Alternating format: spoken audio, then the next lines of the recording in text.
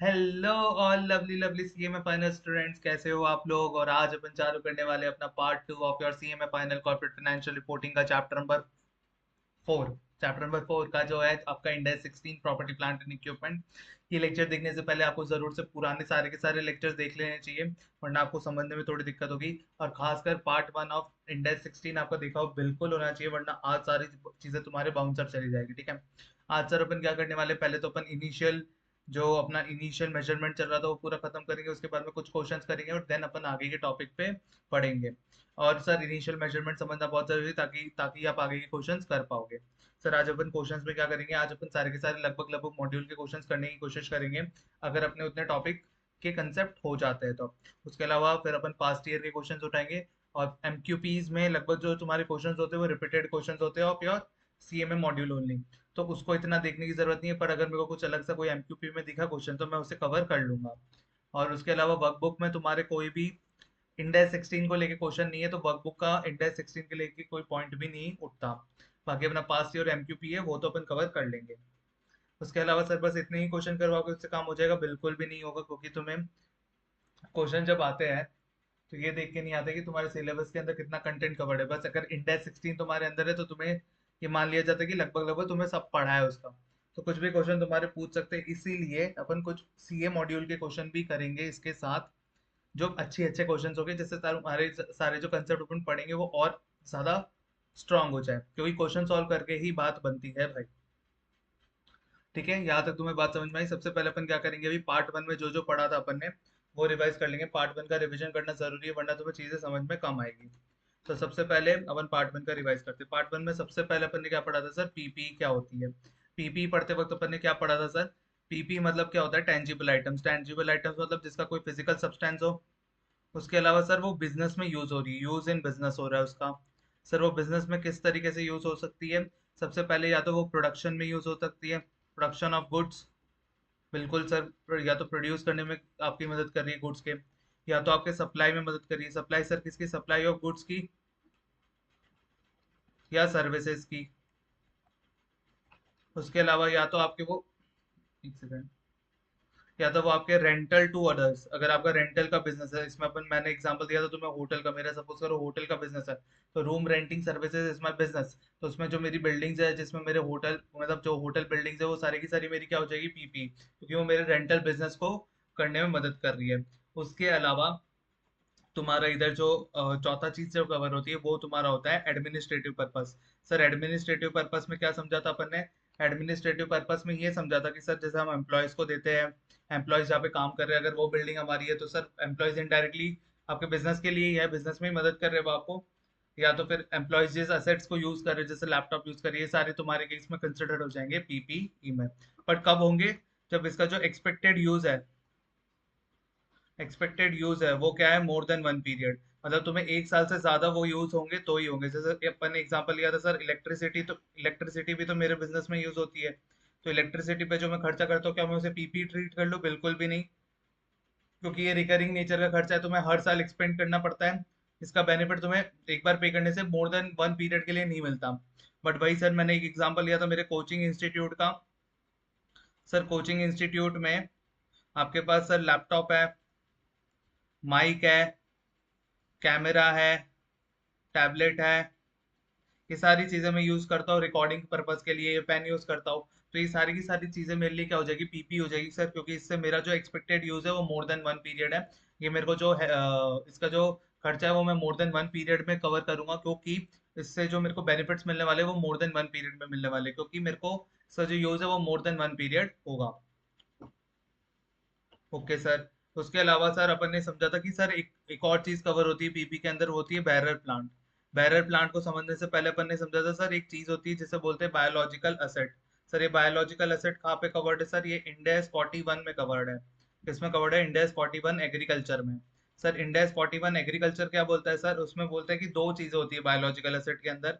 एक होती है लिविंग प्लांट्स, बायोलॉजिकल की एसेट की एक होती है लिविंग प्लांट्स, और दूसरे होते हैं तुम्हारे एनिमल्स। एनिमल्स का डिस्कशन अपन को यहाँ पे बिल्कुल भी नहीं करना, तो उसका डिस्कशन इंडेक्स 41 के अंदर होगा। लिविंग प्लांट्स के अंदर दो है। सर क्या इंडेक्स 41 हमारे सिलेबस के अंदर है? बिल्कुल भी नहीं। इंडेक्स जो जितना है उतना पढ़ो, बट उसमें कुछ भी मत छोड़ो, मेरा ये लॉजिक है, ठीक है। मैं तुम्हें जब लाइक मेरा वीडियो भी ऐसा हुआ था कि सीएम स्टूडेंट्स वाले कुछ भी छोड़ देते हैं, ये वो सिलेबस से बाहर का नहीं पढ़ेंगे। मैंने अभी जस्ट इंस्टाग्राम पे वीडियो डाला था, तो उसमें मैं क्या कहना चाहता था कि भाई तुम, ऐसा नहीं है कि तुम्हें जो सीए इंस्टीट्यूट के मॉड्यूल में, सीएस इंस्टीट्यूट के मॉड्यूल में जो अपने में चैप्टर भी नहीं है वो भी तुम पढ़ के जाओ। ऐसा नहीं है, मेरे को पता है कि टाइम कम रहता है, सिलेबस कंटेंट काफी ज्यादा है, तो सब नहीं पढ़ सकता एक इंसान, बट एटलीस्ट जितने तुम्हारे चैप्टर कवर्ड है उसके अंदर तो कुछ मत छोड़ो, उतना तो पढ़ के जाओगे ना। ठीक है सर, समझ गए। लिविंग प्लांट्स, लिविंग प्लांट्स में क्या होते हैं सर, एक आते हैं बैरर प्लांट्स, एक आते हैं नॉन बैरर प्लांट। सर ये नॉन बैरर प्लांट किधर कवर्ड है, ये भी मैंने तुम्हें बताया था कि नॉन बैरर प्लांट और ये दोनों तुम्हारे किस में कवर्ड है, इंडेक्स 41 में, तो इधर इसका कोई भी डिस्कशन नहीं है। बैरर प्लांट का मतलब क्या होता है सर, ऐसे ऐसे ऐसे प्लांट्स, इसमें मैंगो, ऐसे प्लांट्स जो जिसके ऊपर कुछ ना कुछ बैर रहता है, मतलब कुछ ना कुछ वो फ्रूट्स रखते हैं या कुछ ना कुछ उस पर चीजें उगती है, और उससे क्या करता है फार्मर के लिए, क्या होगा, एक तरीके से मशीनरी हो गई। कैसे हो गई सर, ये जो ट्री है, सपोज करो मैंगो ट्री का एग्जांपल लिया था अपन ने, मैंगो ट्री है, मैंगो ट्री क्या है, उसको एक ही साल फ्रूट देगा, नहीं सर बिल्कुल भी नहीं। मैंगो ट्री तो जब तक वो जिंदा रहेगा, काफी लॉन्ग लाइफ होती है इनकी, तो ये तो काफी सालों तक उसे फ्रूट देंगे, जिसकी वजह से फार्मर क्या करेगा, उसका यूज करके उसको सेल करेगा मार्केट में और बेनिफिट जनरेट करेगा। तो सर ये जो ट्री का फायदा है उसे क्या मिल रहा है, मोर देन वन पीरियड मिल रहा है सर, बिल्कुल। उसके अलावा इस ट्रीज इस ये इसको किस में मदद कर रही है सर, उसके प्रोडक्शन में मदद कर रही है, प्रोडक्शन ऑफ गुड्स में। एक तरीके से ये जो बैरर प्लांट्स हो गए उसके लिए तो क्या है, वो मशीनरी है भाई उसकी। अगर मैं सपोज करो स्टील प्रोडक्ट मैन्युफैक्चर कर रहा होता, तो स्टील प्रोडक्ट जो बनाने के लिए मेरी यूज होती मशीन, वो मेरे लिए पीपी बन जाती, क्योंकि वो मेरे बिजनेस में प्रोडक्शन करने में मदद करी और उसका यूज भी मोर देन वन पीरियड है। बट यहाँ पे जो ट्री है वो एक तरीके से मशीनरी नहीं है, बट ये भी तो क्या है, काइंड ऑफ मशीनरी हो गई फॉर फार्मर्स, क्योंकि वही तो उसे प्रोडक्शन करके दे रही है, जिसकी मदद से वो सेल कर पा रहा है और प्रोसीड जनरेट कर पा रहा है, बेनिफिट जनरेट कर पा रहा है। तो bearer plant is also covered as a PP, as a PP in India 16। इसमें एक अपन ने एक नोट पढ़ा था सर कि बैरर प्लांट तो आगे जाके शायद कट जाएंगे, या तो आगे जाके उसके ऊपर फ्रूट्स नहीं उगेंगे, तो उसे तो अपन स्क्रैप सेल कर देंगे, उसे काट के एज अ फायरवुड यूज कर लेंगे। तो क्या वो बैरर प्लांट कंसिडर होंगे? हाँ बिल्कुल होंगे। भले उसको आगे जाके आप बैरर उस पे फ्रूट्स नहीं प्रोड्यूस हो या आप उसे कट डाउन कर दो, ये हो जाने की वजह से उसे आप ये कंसिडर नहीं करोगे कि it is not a PP, still it will be considered as a PP under bearer plant. तो इतना अपन ने पढ़ा था। उसके बाद में अपन ने क्या पढ़ा था, ये डेफिनेशन वाला पॉइंट पूरा कवर हो गया। उसके बाद में अपन ने क्या पढ़ा था, एक सेकंड।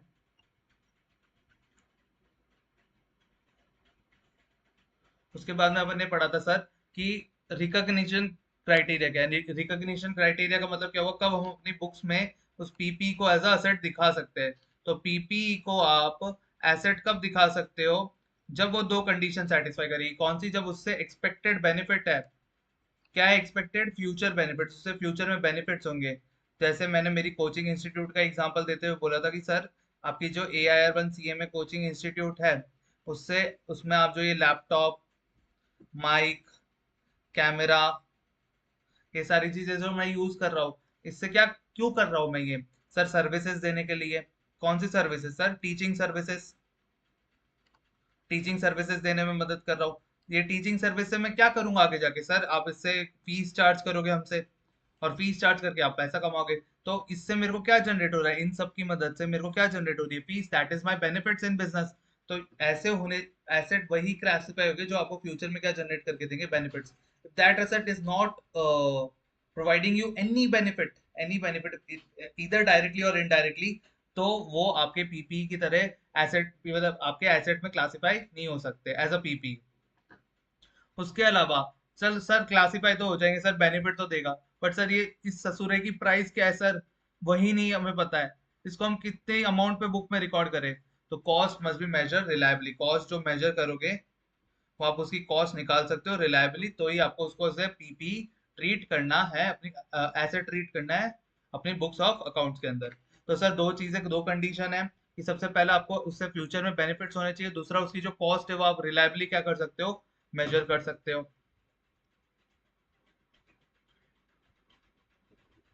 ठीक है, ये अपना रिकॉग्निशन क्राइटेरिया होगा। उसके बाद में अपन ने पढ़ा था कि सर इंडेक्स जो है वो कुछ कुछ चीजों के ऊपर स्पेसिफिक गाइडेंस देता है। स्पेसिफिक गाइडेंस किसके ऊपर देता है इंडेक्स, स्पेसिफिक गाइडेंस किसके ऊपर दे रहा है सर, स्पेसिफिक गाइडेंस सबसे पहले उसने बोला spare parts. Spare part sir, जैसे मेरे एक फोन बनाने का अगर बिजनेस है, फोन मैन्युफैक्चरिंग का बिजनेस है, तो सर उसमें स्क्रूज रहते हैं, कैमरास रहते हैं, माइक, ये सब चीजें मैं एक्स्ट्रा मंगा के रखता हूँ कि अगर कोई भी चीज कोई खराब हुई या किसी कोई फोन में मेरे को अगर कोई क्लेम आया जिसकी वजह से मेरे को मतलब वारंटी पीरियड में अगर क्लेम आया तो मुझे उसे रिप्लेस करने के देना पड़ेगा, तो मेरे एज अ स्पेयर पार्ट पड़े रहते हैं एक्स्ट्रा। उसके अलावा सर कुछ स्टैंड बाई इक्विपमेंट्स होते हैं। स्टैंड बाई इक्विपमेंट में अपन ने किसका एग्जांपल देखा था सर? फायर एक्सटिंग्विशर का। सर क्या फायर एक्सटिंग्विशर डायरेक्टली तुम्हारे प्रोडक्शन, सप्लाई ऑफ सर्विसेज, तुम्हारे रेंटल या एडमिन पर्पस में मदद कर रहा है? सर बिल्कुल भी नहीं कर रहा। बट सर अगर वो नहीं होता और अगर बिजनेस में कभी आग लग जाए तो तुम्हारे जो एसेट है, जैसे मेरे बिजनेस कोचिंग इंस्टीट्यूट का एग्जांपल दिया था मैंने, कोचिंग इंस्टीट्यूट का मेरा बिजनेस है, उसमें अगर मेरे पास फायर सेफ्टी इक्विपमेंट नहीं होंगे तो एट एनी बैड सर्कमस्टांसेस अगर मेरा लैपटॉप, माइक, कैमरा, इन सब में अगर वो कुछ फायर हो जाती है, आग लग जाती है, तो उससे क्या होगा? मेरे जो मेन एसेट है उस पर हैम्पर होगा। मेन एसेट में हैम्पर होने की वजह से क्या होगा सर? मेरे को जो उससे बेनिफिट्स मिलते हैं, जो उससे मैं बेनिफिट्स अर्न कर पाता फ्यूचर में, वो मेरे को नहीं मिलेंगे। तो इन सबको रॉन्ग सिचुएशन में, मतलब लैपटॉप, माइक, कैमरा को आग से बचाने के लिए मैंने क्या रखा हुआ है? Fire extinguisher. तो फायर एक्सटिंग्विशर सर मेरे को डायरेक्टली बिजनेस में एक्सपेक्टेड बेनिफिट जनरेट नहीं करके दे रहा, बट इनडायरेक्टली वो मेरे अदर एसेट को मदद कर रहा है ताकि वो बिना किसी इंटरप्शन के अपने बेनिफिट्स को अर्न करने में मदद कर सके। तो सर स्टैंड बाय इक्विपमेंट के ऊपर भी अपन ने पढ़ा था। तो सर इसके ऊपर इंडेक्स 16 क्या बोलता है? कब इसे पीपी दिखाएंगे? तो इंडेक्स 16 दोगली बातें करता है कि भाई अगर ये पीपी की कंडीशन सेटिस्फाई कर देंगे और एसेट की तरह रिकॉग्नाइज हो सकते हैं तो दिखा दो, वरना उसे किस तरीके से दिखा दो तुम? इंडेक्स टू इन्वेंट्री में। अगर ये पीपी की सारी कंडीशन सेटिस्फाई कर रहे हो तो तुम दिखा दो पीपी। तो भाई अगर तू बोलता भी नहीं तो भी तो हम यही करते हैं, अगर ये सारी चीजें मेरे पीपी की कंडीशन सेटिस्फाई करेंगे तो मैं पीपी दिखाऊंगा, और अगर नहीं करते तो मैं इसे किस तरीके से दिखाऊंगा? As an inventory. उसके अलावा सर हमारे बिजनेस में कभी कभी ये स्पेयर पार्ट जो होते हैं बहुत छोटे छोटे होते हैं, जैसे मोल्ड्स हो गए, डाइज हो गए, स्क्रूज हो गए। सर इनकी वैल्यूज बहुत छोटी छोटी सी होती है, बहुत इनसिग्निफिकेंट वैल्यू होती है। तो क्या सर हम मैं इसे एग्रीगेट करके अपने बैलेंस शीट में दिखा सकता हूँ एज अ पीपी? बिल्कुल दिखा सकते हो। इंडेक्स एक्सचेंज तुम्हें अलाउड करता है कि अगर तुम्हारे पीपी की वैल्यू इनसिग्निफिकेंट है तो आप उसे एग्रीगेट करके एक सिग्निफिकेंट वैल्यू में दिखा सकते हो, बट वो उसका क्लासिफिकेशन सेम होना चाहिए।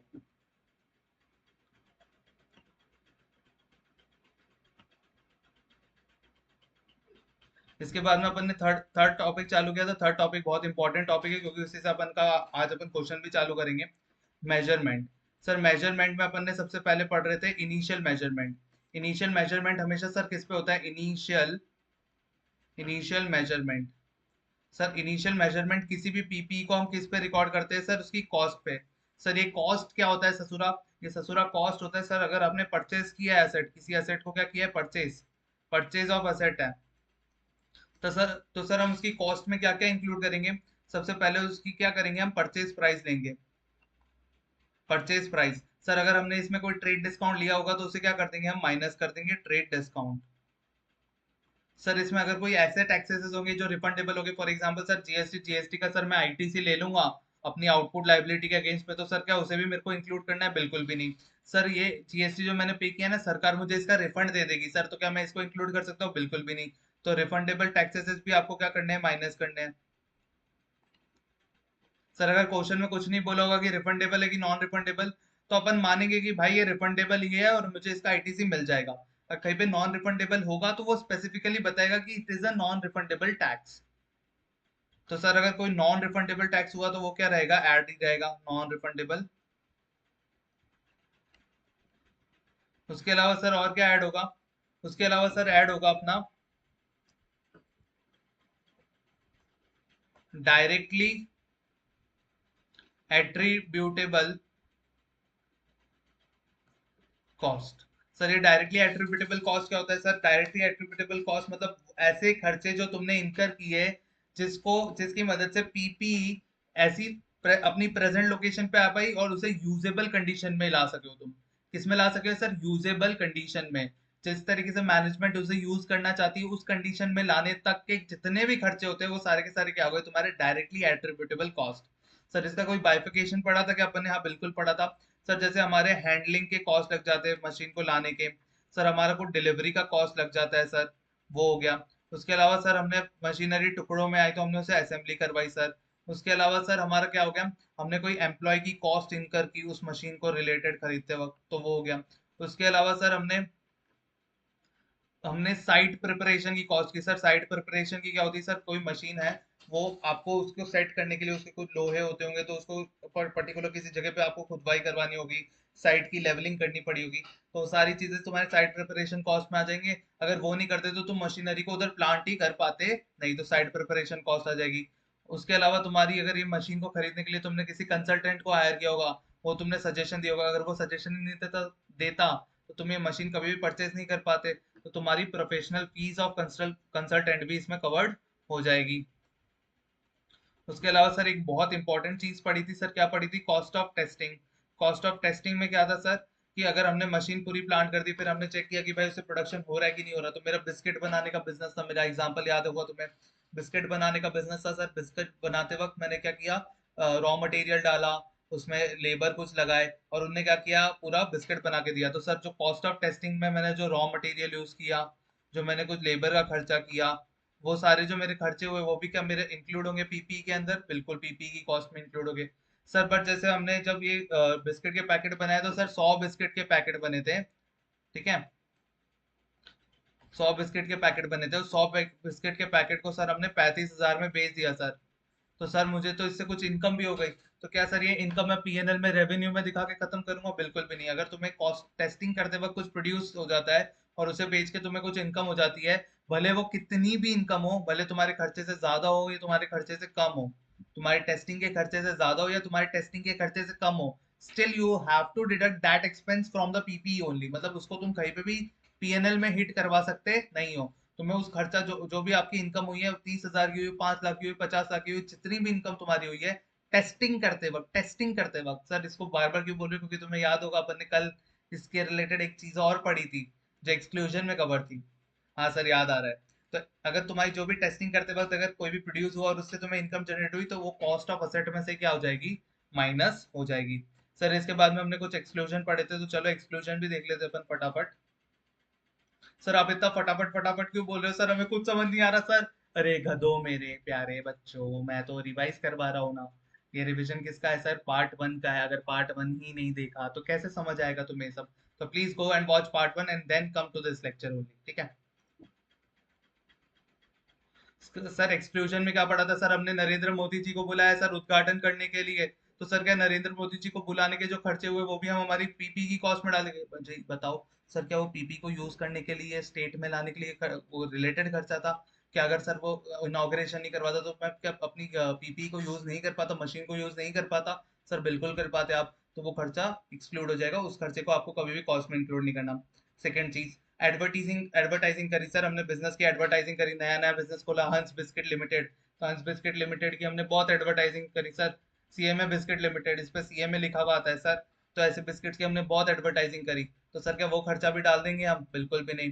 क्या सर अगर वो खर्चा नहीं करते, एडवर्टाइजिंग नहीं करते, तो क्या मेरी मशीनरी प्रेजेंट लोकेशन पे आके यूज करने लायक नहीं बनती क्या? सर बिल्कुल बनती। एडवर्टाइजिंग से क्या लेना देना, advertising is for business purpose, not for not for the not not for the cost of purchase of PP.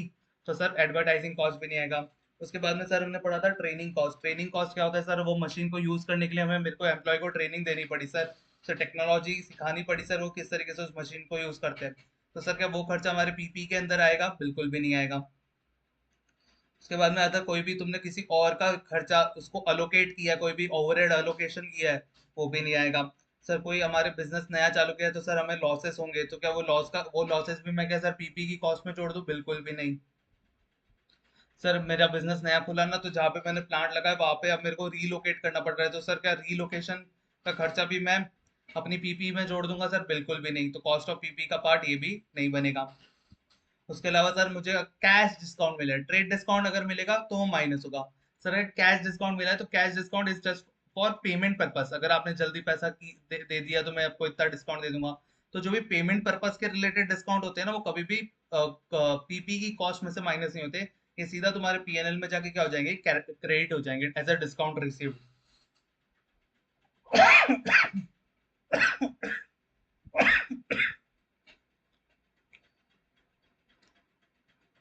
उसके अलावा सर जैसे मेरी कोई पीपी बन रही थी, मैंने एक एग्जांपल लिया था, तो मैं ये बहुत इंपॉर्टेंट और क्या बोलते हैं बहुत फेमस एग्जांपल है। सर मेरी एक जगह है, ये पूरी ये एक लैंड है सर, इधर मेरी एक बिल्डिंग बन रही है, इधर दूसरी बनेगी, इधर तीसरी और इधर चौथी। सर पहली दूसरी तीसरी का काम चल रहा है सर, ये चौथी का काम चालू होना बाकी है। तो सर इतना खाली एरिया था, तो मैंने क्या किया सर, इसको इस पे रेंट पे चढ़ा दिया। क्या करने लगा सर, मैंने इसको कार पार्किंग की तरह यूज करने लग गया। तो मैंने एक बंदा बिठाया इधर, वॉचमैन, ठीक है, चंदू वॉचमैन बिठाया सर। ये चंदू वॉचमैन क्या करता है सर, टिकट को बेचता है, ठीक है, टिकट बेचता है, और 50 रुपए की टिकट बेचता है, और सामने वाले को कार पार्क करने देता है, फिर वो फिर से बंदा टिकट लेकर आता है और मैं उसे कार ले जाने देता हूँ। कि मैं इतना थोड़े 6 महीने तक ये करने लग गया, क्योंकि मुझे पता था 6 महीने तक ये जमीन यूज नहीं होने वाली, तो कुछ पैसा ही कमा लिया जाए। तो सर ये 6 महीने में मेरे को जो इनकम हुई ना सर, वो 60,000 की इनकम हो गई। और ये चंदू चंदू को मैंने 30,000 की सैलरी दे दी सर। तो मुझे नेट में 30,000 का फायदा हो गया सर। तो क्या ये 30,000 का जो फायदा हुआ सर, वो भी क्या मैं कॉस्ट में से माइनस कर दूंगा सर? कि 30,000 का जो इनकम हुआ है, जैसे आपने टेस्टिंग के टाइम की जो इनकम हुई थी वो माइनस कर दी थी, तो फिर सर ये अदर इंसिडेंटल इनकम जनरेट हो गई, तो क्या मैं वो भी माइनस कर दूंगा? बिल्कुल भी नहीं। टेस्टिंग करते वक्त अगर कोई इनकम जनरेट हुई तो माइनस करोगे, उसके अलावा कोई भी अगर इनकम या एक्सपेंस हो रहा है, उसे तुम किस में डेबिट करोगे सर? पीएनएल में डेबिट करोगे। तो इससे अपना पूरा कल का जितना भी अपन ने पढ़ा था सारा का सारा रिवाइज हो जाता है। अब अपन आगे बढ़ते हैं। ओके सर, समझ गए सर।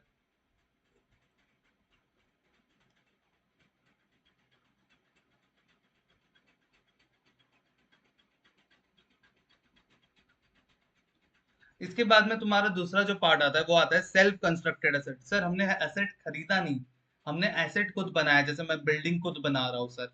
तो सर उसमें क्या क्या खर्चा ऐड करूंगा, तो उसमें क्या बोला है कि आपको सेम प्रिंसिपल इस्तेमाल करने हैं जो परचेज एसेट में, जो परचेज एसेट में जो अपन ने खर्चा इंक्लूड किया था, एक्सक्लूड किया था, वो सेम प्रिंसिपल लेना है। प्लस आपको कैपिटलाइज करनी है sir borrowing cost as per India 23। Sir ये बोरोविंग कॉस्ट क्या होती है सर? देखो तुम्हें इधर थोड़ा सा बेसिक नॉलेज देता हूँ, क्योंकि आगे शायद इसका कहीं कहीं और रेफरेंस आएगा, तो पहले समझ लेना। सर ये बोरोविंग कॉस्ट क्या होती है? बोरोविंग कॉस्ट सर, हमें हमने सुना सुना सा लग रहा है sir. Borrowing cost, borrowing cost मतलब क्या हुआ सर? मैंने 10 लाख रुपए लिए एज अ लोन, ठीक है, लोन लिया, इस पे 10% का इंटरेस्ट रेट है। तो सर आपका साल का जो इंटरेस्ट हो गया वो कितना हो गया सर? 1 लाख रुपीज हो गया। सर ये 10 लाख रुपए आपने क्यों लिए थे सर? मेरे को एक बिल्डिंग बनवानी थी सर।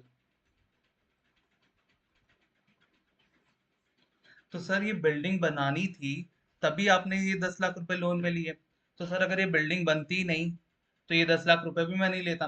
तो सर ये तो बिल्डिंग से रिलेटेड खर्चा हो गया ना सर। ये 1 लाख रुपए जो आप इस पे ब्याज भरोगे, इंटरेस्ट का एक्सपेंस करोगे, वो तो आपके बिल्डिंग से रिलेटेड खर्चा हो गया। वरना सर बिल्डिंग तो कभी यूजेबल कंडीशन में आ ही नहीं पाती इस लोन के बिना। बिल्कुल तुम सही कह रहे हो, बिल्कुल सही कह रहे हो। बट सर क्या हम सारे जितने भी लोन लेते हैं उन सबके जितने भी इंटरेस्ट बनेंगे सर, वो क्या बिल्डिंग या कोई भी हम अगर मशीन बना रहे होंगे या कुछ भी बना रहे होंगे, तो सर क्या हम उसकी खर्चे में जोड़ देंगे? ये तुम्हें बताता है इंडेस 23। कौन बताता है सर? इंडेस 23। कि कब तुम इंटरेस्ट का खर्चा अपनी पीपी, ठीक है, पीपी की कॉस्ट में जोड़ सकते हो और कब नहीं जोड़ सकते हो। तो सर वो कब बताता है, क्या होता है, कब जुड़ती है सर? वो तो अपन इंडेस 23 में समझेंगे। बट उसके अलावा मैं तुम्हें एक वर्ड बताता हूँ। अगर तुम्हारी जो एसेट है, जो भी तुम्हारी एसेट है, जैसे बिल्डिंग इज माई एसेट, तो एसेट अगर क्वालिफाइंग एसेट है, क्या है? क्वालिफाइंग, ये वर्ड है। क्वालिफाइंग एसेट के कुछ क्राइटेरिया होते हैं, बट जब तुम इंडेक्स 16 के क्वेश्चन सॉल्व करोगे तो तुमसे ये नहीं पूछेगा कि बताओ सर ये पर्टिकुलर एसेट क्वालिफाइंग एसेट बनेगी कि नहीं बनेगी।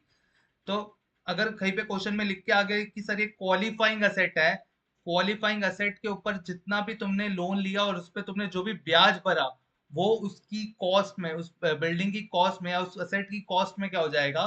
प्लस हो जाएगा। तो सर इसको फिर से अपन समझते हैं सर, कि सर हम कंस्ट्रक्शन कर रहे हैं किसी का, कंस्ट्रक्शन ऑफ प्रॉपर्टी कर रहे हैं। तो सर कंस्ट्रक्शन करते टाइम, ये सिर्फ कंस्ट्रक्शन में, परचेज में नहीं है, ठीक है, अभी। बाकी तो अपन इंडेस 23 में डिटेल में समझेंगे। कल सर हम कॉस्ट कंस्ट्रक्शन कर रहे हैं किसी प्रॉपर्टी का, उस कंस्ट्रक्शन को करने के लिए सर मुझे बिल्डिंग बनानी थी, तो बिल्डिंग बनाने के लिए मैंने क्या लिया सर? लोन लिया। उस लोन पे 10% का ब्याज था, 10 लाख का लोन लिया सर, 10% का ब्याज था। तो साल भर बिल्डिंग बनती रही बनती रही बनती रही, और मुझे साल भर का जो ब्याज देना पड़ा वो 1 लाख रुपए देना पड़ा। सर अगर मैं ये बिल्डिंग बनाता ही नहीं तो क्या मुझे 10 लाख का लोन लेना पड़ता? पहले खुद से ये क्वेश्चन पूछो। नहीं सर, बिल्कुल नहीं लेना पड़ता, क्योंकि सर ये बिल्डिंग के लिए लिया गया लोन है, ठीक है सर, स्पेसिफिक लोन है जो बिल्डिंग के लिए ही लिया गया है।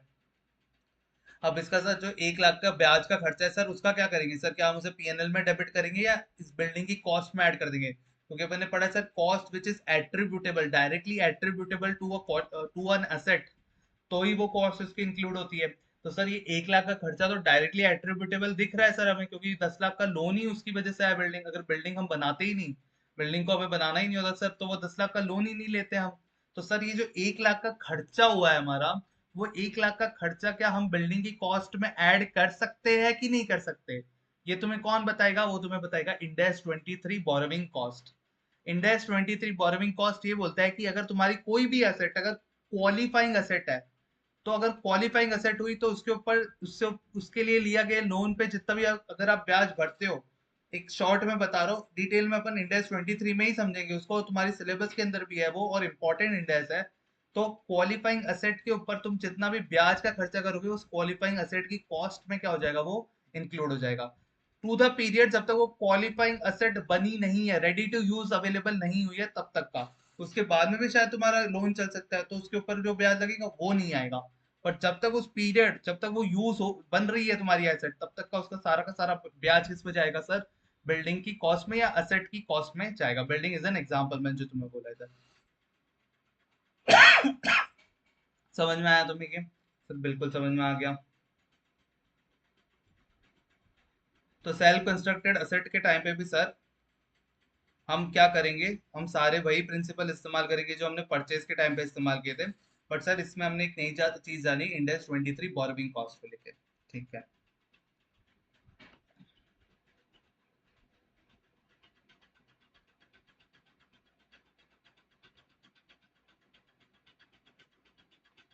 इसके बाद में आता है sir cost of decommissioning, dismantling and site restoration. चलो मैं तुम्हें इसे समझाता हूँ और ये कॉस्ट किस तरीके से इनकर होती है मैं तुम्हें बताता हूँ। सर एक लैंड है, उस लैंड के ऊपर मैंने क्या किया सर, बहुत सारे गड्ढे किए, फिर एक गड्ढों के अंदर जो सलिए डले वो सलिए डले, और फिर मेरी क्या बनी है, पूरी की पूरी एकदम मशीनरी खड़ी हुई जिसके ऊपर जिसपे मेरा प्रोडक्शन चलता है। ठीक है सर, ये पूरा स्ट्रक्चर मैंने बनाया। उस लैंड मेरी थी क्या सर? बिल्कुल भी नहीं। बट ये मशीनरी मेरी है क्या? बिल्कुल है सर। तो ये मशीनरी, ये लैंड मैंने लीज पे ली थी, रेंट पे ली थी, और उसके ऊपर मैंने मशीनरी करवाई। ये थी मेरी 20 साल की लीज। 20 साल बाद में जब मेरा ये इधर से मैं मशीनरी हटा रहा हूँ, तो ये लैंड को मुझे फिर से लेवल पे लाके देना पड़ेगा। मतलब जिस तरीके की थी उस तरीके की करके देना पड़ेगा, ये मेरे कॉन्ट्रैक्ट में लिखा था। जो लैंडलॉर्ड है मेरा, जो लैंडलॉर्ड है, ठीक है, सॉरी, थोड़ी सी तबीयत डाउन चल रही है मेरी। क्या हो गया सर? क्यों नाटक मारते हो सर? झूठ बोलते हो। झूठ नहीं बोला भाई, सच्ची में तबीयत डाउन है, गला बहुत खराब है मेरा। तो ये लैंडलॉर्ड के साथ मेरा एग्रीमेंट हुआ था कि जब भी मैं तेरे को बिल्डिंग लौटाऊंगा भाई, तो इसको पूरा जैसा था वैसा करके दूंगा। या तो एज पर, चलो लैंड मेरी थी, बट गवर्नमेंट क्या बोलती है कि अगर आप मशीनरी हटाते हो तो उसके बहुत सारे केमिकल्स ये वो रह गए होगे, आप मशीन, आप जब भी वो एज पर मेरे जो क्या बोलते हैं एनवायरमेंटल रूल्स के अकॉर्डिंग क्या बोलता है कि भाई आपको इसको जिस तरीके से थी उस तरीके के से लैंड को फिर से सही करके देना पड़ेगा, रीस्टोर करके देना पड़ेगा। और ये जितने भी आपके जो पछेड़े लगे हुए ना ये इसको, उसको हटा के दे देना पड़ेगा, डिमोलिश करके देना पड़ेगा, डिसमेंटलिंग करके देना पड़ेगा। ठीक है, डीकमीशनिंग पूरा पूरा ये हटाऊंगा और रीस्टोर करके दूंगा। तो मुझे बताओ सर, ये इसके ऊपर कुछ खर्चा लगेगा कि नहीं लगेगा? ये सब करने में खर्चा लगेगा कि नहीं लगेगा? आज से 20 साल बाद में मुझे इसके लिए कुछ ना कुछ पे करना पड़ेगा। ये फ्री में तो हो नहीं जाएगा सर, मैं लोगों को बुलाऊंगा, इंजीनियर्स बुलाऊंगा, लेबर्स बुलाऊंगा, बहुत सारा खर्चा करूंगा। तो सपोज करो इस पे 20 लाख रुपए लगेगा। ओके, तो मेरे को बताओ ये जो 20 लाख का इसके ऊपर खर्चा लग रहा है, तो सर ये तो 20 साल बाद लग रहा है, ये अभी तो नहीं लग रहा। तो सर अभी इसको आप अपनी, बट सर ये तो बहुत जरूरी है वरना तो मैं उसे यूजेबल कंडीशन में ला ही नहीं पाता। मेरा एग्रीमेंट ही कभी, अगर मैं एग्रीमेंट पे साइन नहीं करता कि भाई मैं ये करके दूंगा, तो मैं कभी भी अपनी मशीनरी प्लांट ही नहीं कर पाता इधर। और सर मेरे को मशीनरी प्लांट नहीं होती, तो मैं किस तरीके से अपना प्रोडक्शन करता? तो सर मशीनरी को यूजेबल कंडीशन में लाने के लिए मुझे ये रिस्टोरेशन का खर्चा, डिसमेंटलिंग का खर्चा तो फ्यूचर में जाके इनकर करना ही पड़ेगा, वरना तो मेरी मशीनरी में कभी इधर प्लांट ही नहीं कर पाऊंगा। तो सर ये जो 20 लाख का खर्चा होगा, वो तो सर आज नहीं होगा, वो तो सर होने वाला है आज से 20 साल बाद में। तो सर आज मैं इसको अपनी कॉस्ट में किस तरीके से ऐड करूंगा? तो इंडेक्स 16 बोलता है कि जो भी तुम्हारा डिसमेंटलिंग या तुम्हारा डी कमीशनिंग या साइट को रीस्टोरेशन करने के लिए आज से फ्यूचर में जो भी खर्चा लगने वाला है वो सारे खर्चे को तुम्हें प्रेजेंट वैल्यू पे लाना है। किस पे लाना है सर? प्रेजेंट वैल्यू पे। तुमने एफएम में पढ़ा रहेगा प्रेजेंट वैल्यू पे कैसे लाया जाता है, ठीक है? हाँ सर, डिस्काउंटिंग करके हमें लेकर आना पड़ता है, हमने पढ़ा है सर। तो प्रेजेंट वैल्यू में या तो एफएम में पढ़ा होगा या तुमने एसएफएम में पढ़ा होगा, ठीक है? कहीं पे भी पढ़ा रहेगा, तुमने पक्का पढ़ा रहेगा। सर हमें इसे प्रेजेंट वैल्यू पे लाना पड़ेगा। मतलब जो खर्चा 20 लाख का 20 साल बाद होता, आज अगर मैं वो खर्चा इनकर करूं तो उसका क्या खर्च, वो प्रोबेबल उसकी क्या कॉस्ट हो सकती है। 20 लाख का खर्चा 20 साल बाद होता, बट सर आज प्रेजेंट वैल्यू पे, आज के दिन पे अगर मैं वो खर्चा करने जाता तो मेरा कितना खर्चा होता, तो उसको मैं निकालूंगा और उसको मैं क्या करूंगा, अपनी कॉस्ट ऑफ एसेट में ऐड कर दूंगा। इसको अपनी कॉस्ट ऑफ एसेट में क्या कर दूंगा, ऐड कर दूंगा। ठीक है सर। तो सपोज करो इसका जो डिस्काउंटिंग फैक्टर निकला वो निकला सपोज करो 0.46। इसको मैंने पीवी निकाला, पीवी फैक्टर निकाला इसका, ठीक है? 20 मतलब प्रेजेंट वैल्यू फैक्टर निकाला, प्रेजेंट वैल्यू फैक्टर निकाल के मुझे पता चला इसका सर 0.46 फैक्टर आएगा। और मेरा ये 0.46 होके कितना आएगा इसका, अपन कैलसी यूज करते हैं फटाफट, तुम्हें भी कैलसी अपने हाथों में रखनी है और फटाफट फटाफट कैलकुलेट करना है। 9,20,000 रुपए। तो सर अगर आप आज खर्चा करते तो कितना लगता? 9,20,000 रुपए। तो सर मेरी कॉस्ट में सपोज करो परचेज प्राइस है, परचेज प्राइस है 50,000। उसके अलावा ऐड करेंगे हम हमारे डायरेक्ट कॉस्ट जो भी लगे हुए हैं, जैसे हमारा असेंबली का लगा हुआ सर 50,000। ये 50,000 बहुत कम लग रहा है, इसे 50 लाख कर देते हैं, ठीक है? डायरेक्ट कॉस्ट जो भी लगा असेंबली का लगा सर हमारा 1 लाख रुपए। उसके अलावा हमारा सर डिलीवरी का लगा 80,000 रुपए, ठीक है? इतने मेरे खर्चे लगे मशीन कॉस्ट ऑफ असेट में। उसके अलावा सर हमारा क्या लग रहा है, ये साइट को रिस्टोर करने का 20 लाख रुपए खर्चा लगेगा, बट सर आज नहीं लग रहा वो खर्चा, वो आज से 20 साल बाद लगेगा। तो सर 20 साल बाद लगने वाले खर्चे की आज जो भी प्रेजेंट वैल्यू होती है उसको हम क्या कर देंगे, कॉस्ट ऑफ असेट में ऐड कर देंगे। तो सर वो होगी 9,20,000 जो अपन ने ऊपर कैलकुलेट की रफली। ये वेग कैलकुलेशन है, ठीक है? बस मैं तुम्हें समझाने के लिए बता रहा हूँ। तो ये सर क्या हो गया, प्रोविजन फॉर डिसमेंटलिंग, ठीक है? या तो कॉस्ट फॉर डिसमेंटलिंग हो गया तुम्हारा, ठीक है? कॉस्ट फॉर डिसमेंटलिंग या तुम्हारा डीकमीशनिंग या तुम्हारा साइट रिस्टोरेशन, कुछ भी बोलता हूँ। और सर इसको करके मेरी कॉस्ट आ जाएगी 50 lakh plus 1 lakh plus 80,000 plus, sorry, plus 80,000 और प्लस तुम्हारा 9,20,000। कितना है? 61 लाख। तो ये 61 लाख तुम्हारी क्या हो जाएगी, कॉस्ट हो जाएगी। तो सर ये 61 लाख के ऊपर मेरी पीपी दिखेगी? हाँ बिल्कुल दिखेगी। तो सर जनरल एंट्री क्या होगी, सर इसकी जनरल एंट्री पास करके बताओ सर मेरे को। जनरल एंट्री होगी पीपी, अभी सपोज करते हैं बिल्डिंग मशीनरी बन रही है तो मशीनरी, मशीनरी अकाउंट डेबिट कितने से होगा सर, इसकी क्या cost I 61 lakh to bank account. मुझे बताओ बैंक से कितना खर्चा जाएगा। अब एडे की तरह तुम बोल रहे हो सर बैंक से भी तो 61 लाख जाएगा सर। अरे मेरे बेवकूफ हो, मुझे बताओ आज तुमने 50 लाख दिया, ठीक है? आज तुमने सर 50 लाख दिया, हाँ सर दिया, 1 लाख रुपए भी दिया, 80,000 भी दिया, बट ये 9,20,000 दिया थोड़ी ना है। ये 9,20,000 तो तुमने एज अ प्रोविजनली कैलकुलेट किया, ये तो तुम्हें देना पड़ेगा। It is a expense which is to be incurred in future, और फ्यूचर में कुछ भी होने वाले प्रोबेबल एक्सपेंस को हम क्या क्या बोलते हैं, प्रोविजनल एक्सपेंस। तो सर प्रोविजन बनाना पड़ेगा। हमें एक्चुअली में जो पेमेंट किया है वो तो हमने 51,80,000 का पेमेंट किया है। कितने का पेमेंट किया? 51,80,000 का। बट सर जो ये 9,20,000 का है वो तो हमने उसका कोई खर्चा किया ही नहीं, उसका तो हमने क्या बनाया sir, to provision for dismantling, provision for dismantling. तुमने क्या बनाया, प्रोविजन फॉर डिसमेंटलिंग। तो सर ये प्रोविजन फॉर डिसमेंटलिंग बना। अब तुम्हारे इधर एक क्वेश्चन आना चाहिए, सर ये तो आपने जो खर्चे का प्रोविजन बनाया वो तो 9,20,000 का बनाया, बट आज से जो 20 साल बाद में आपका ये जो खर्चा होगा वो तो 20 लाख का होगा सर। तो ये आपको प्रोविजन तो सर बढ़ाना पड़ेगा ना सर, प्रोविजन आपको बढ़ाना पड़ेगा बिल्कुल। हाँ सर बिल्कुल सही बोल रहे हो, मुझे प्रोविजन बनाना पड़ेगा। तो इसकी मैं करूंगा, ये जो मैंने 9,20,000 पे जो प्रेजेंट वैल्यू निकाली है ना, उसकी मैं करूंगा अनवाइंडिंग। सर क्या करोगे? वाइंडिंग वाइंडिंग क्या कर रहे हो सर? अनवाइंडिंग। अनवाइंडिंग मतलब मैं इसको खोलूंगा। सर क्या खोलोगे? 9,20,000 की वैल्यू जो है उसको मैं खोलूंगा, अनवाइंडिंग करूंगा। मतलब इस पे मैं हर साल क्या करूंगा, जो मेरा फैक्टर होगा डिस्काउंटिंग फैक्टर, उसको मल्टीप्लाई करूंगा, जैसे 12%, 12% से कैलकुलेट करूंगा, मैं उसकी वैल्यू बनाऊंगा। फिर उसके ऊपर क्या कैलकुलेट करूंगा मैं, फिर से 12%। अरे मेरे मूर्खों, याद आ रहा है कि नहीं? एफएम में तुम अनवाइंडिंग करते थे, अनवाइंडिंग।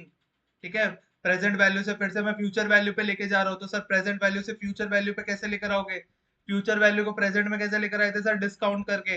अभी उसी डिस्काउंटिंग फैक्टर को मैं फिर से जोड़ता जाऊंगा, और 20 साल तक जोड़ते जोड़ते मैं उसे फिर से किस पे कन्वर्ट कर दूंगा? 20 लाख पे। तो सर इसकी एंट्री क्या बनेगी सर? इसकी एंट्री क्या बनेगी? इसकी एंट्री बनेगी sir interest account debit. Interest account debit. ये नॉमिनल इंटरेस्ट है, ये एक्चुअल में तुम्हारा पेमेंट नहीं हो रहा, ठीक है। टू प्रोविजन फॉर डिसमेंटलिंग या साइट रिस्टोरेशन, कुछ भी जो भी तुम्हारा आएगा। 9,20,000 पे सपोज करो मेरा अगर 12% का फैक्टर होता, ठीक है, 9,20,000 पे सपोज करते हैं अपना 12% का अगर डिस्काउंटिंग फैक्टर अपन ले आए, तो जाएगा सर 1,10,400।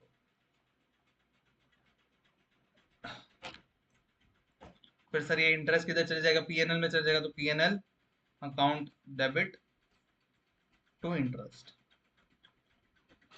समझा क्या तुमको? अरे समझा क्या तुमको बीड़ू लोग? समझा क्या? हाँ सर समझ रहा है। ये चीज बहुत इंपॉर्टेंट है, इजीली नहीं समझ आती। थोड़ा सा शांत दिमाग से फिर से मैं तुम्हें समझाता हूँ, शांत दिमाग से फिर से सारी चीजें सोचना। सर मेरी एक लैंड थी, उसमें मैंने मशीन बिठाई। कॉन्ट्रैक्ट में लिखा हुआ है या एनवायरमेंटल रूल्स के अकॉर्डिंग क्या, अगर आप कोई भी प्लांट मशीनरी बिठाते हो, तो जब आप उस प्लांट मशीनरी को उधर से हटाओगे, तो साइट को आपको रीस्टोर करना पड़ेगा, लैंड को आपको रीस्टोर करना पड़ेगा। मतलब जैसे पहले थी स्टार्टिंग में बिना प्लांट बनाए, तो वैसी कंडीशन में लाना पड़ेगा। तो सर आज से 20 साल बाद में जब वो प्लांट में हटाऊंगा, तो उसको सर उसको फिर से पहला जैसा बनाने के लिए सर मुझे कुछ खर्चा करना पड़ेगा। वो खर्चा is also related to my asset. अगर सर वो एसेट बनाता ही नहीं, तो वो खर्चा मेरा इनकर होता ही नहीं, तो it is a directly attributable cost sir. ये कॉस्ट मेरा इनकर हो ही रहा है उस असेट की वजह से। तो सर ये कॉस्ट कॉस्ट ऑफ असेट का क्या बनेगा? पार्ट बनेगा। बिल्कुल बनेगा सर, इतना क्लैरिटी हमें है। तो सर वो जो खर्चा होगा, सपोज करो 20 लाख का जो मेरा खर्चा हो रहा था, वो तो सर 20 साल बाद में हो रहा था आपका खर्चा। बट आज आपको अगर उसको अपनी कॉस्ट ऑफ असेट में ऐड करना है सर, तो ये सोचो सर कि वो 20 लाख का खर्चा अगर मैं आज करता, फ्यूचर में जाके अगर मुझे 20 लाख का खर्चा करना पड़ेगा, तो सर आज मैं अगर वो खर्चा करता, तो मुझे कितना खर्चा करना पड़ता? तो उसके लिए एक तुम्हें डिस्काउंटिंग फैक्टर दिया हुआ रहेगा, ठीक है, फैक्टर। हाँ सर डिस्काउंटिंग फैक्टर में समझ में आता है। तो डिस्काउंटिंग फैक्टर से हम क्या करेंगे, उसे हम प्रेजेंट वैल्यू पे लेकर आएंगे। प्रेजेंट वैल्यू ऑफ 20 लाख, जो कि अपनी आई थी 9 लाख, 9,20,000 रुपए। तो सर जो ये 9,20,000 आई ना, वही मैं कॉस्ट ऑफ असेट में क्या कर दूंगा? ऐड कर दूंगा। तब मेरी जनरल एंट्री क्या बनेगी sir? Asset account debit asset account debit to bank account, जितना मेरा बैंक से पेमेंट होगा, उसके अलावा टू प्रोविजन। सर ये खर्चा आज तो हुआ ही नहीं है सर, इसका तो प्रोविजन बनेगा, प्रोविजन फॉर डिसमेंटलिंग डीकमीशनिंग, कुछ भी बोल लो तुम। 9,20,000 रुपए। सर ये जो 9,20,000 का खर्चा हुआ है सर, वो तो आगे जाके 20 लाख का खर्चा होगा सर। तो आपका प्रोविजन तो शॉर्ट है, उसको क्या करना पड़ेगा? मुझे 20 साल तक उस प्रोविजन को धीरे धीरे धीरे धीरे करके बढ़ाना पड़ेगा, और 20वें साल तक उसकी उसकी वैल्यू कितनी होनी चाहिए? 20 लाख रुपए हो जानी चाहिए। और मैं फिर उसे क्या कर दूंगा? बैंक से पे कर दूंगा। तो सर जैसे आपने फ्यूचर वैल्यू को प्रेजेंट वैल्यू पे लेकर आए, वैसे ही सर आप प्रेजेंट वैल्यू को फिर से वो discounting factor plus plus plus plus करते करते जाओगे, और उसे 20 लाख के ऊपर कन्वर्ट करोगे, और आप उसे पे कर दोगे जब वो 20 साल की हो जाएगी। ठीक है सर समझ गए। ये तुम क्वेश्चन अभी करूंगा, क्वेश्चन एक करवाऊंगा, तब तुम्हें पता चलेगा और इजीली तुम्हें समझ में आएगा चीजें। तो सर ये हमारा हो गया cost of decommissioning, dismantling and site restoration. ठीक है, क्या बोल रहे हैं? Must be recognised at present value at the initial recognition date.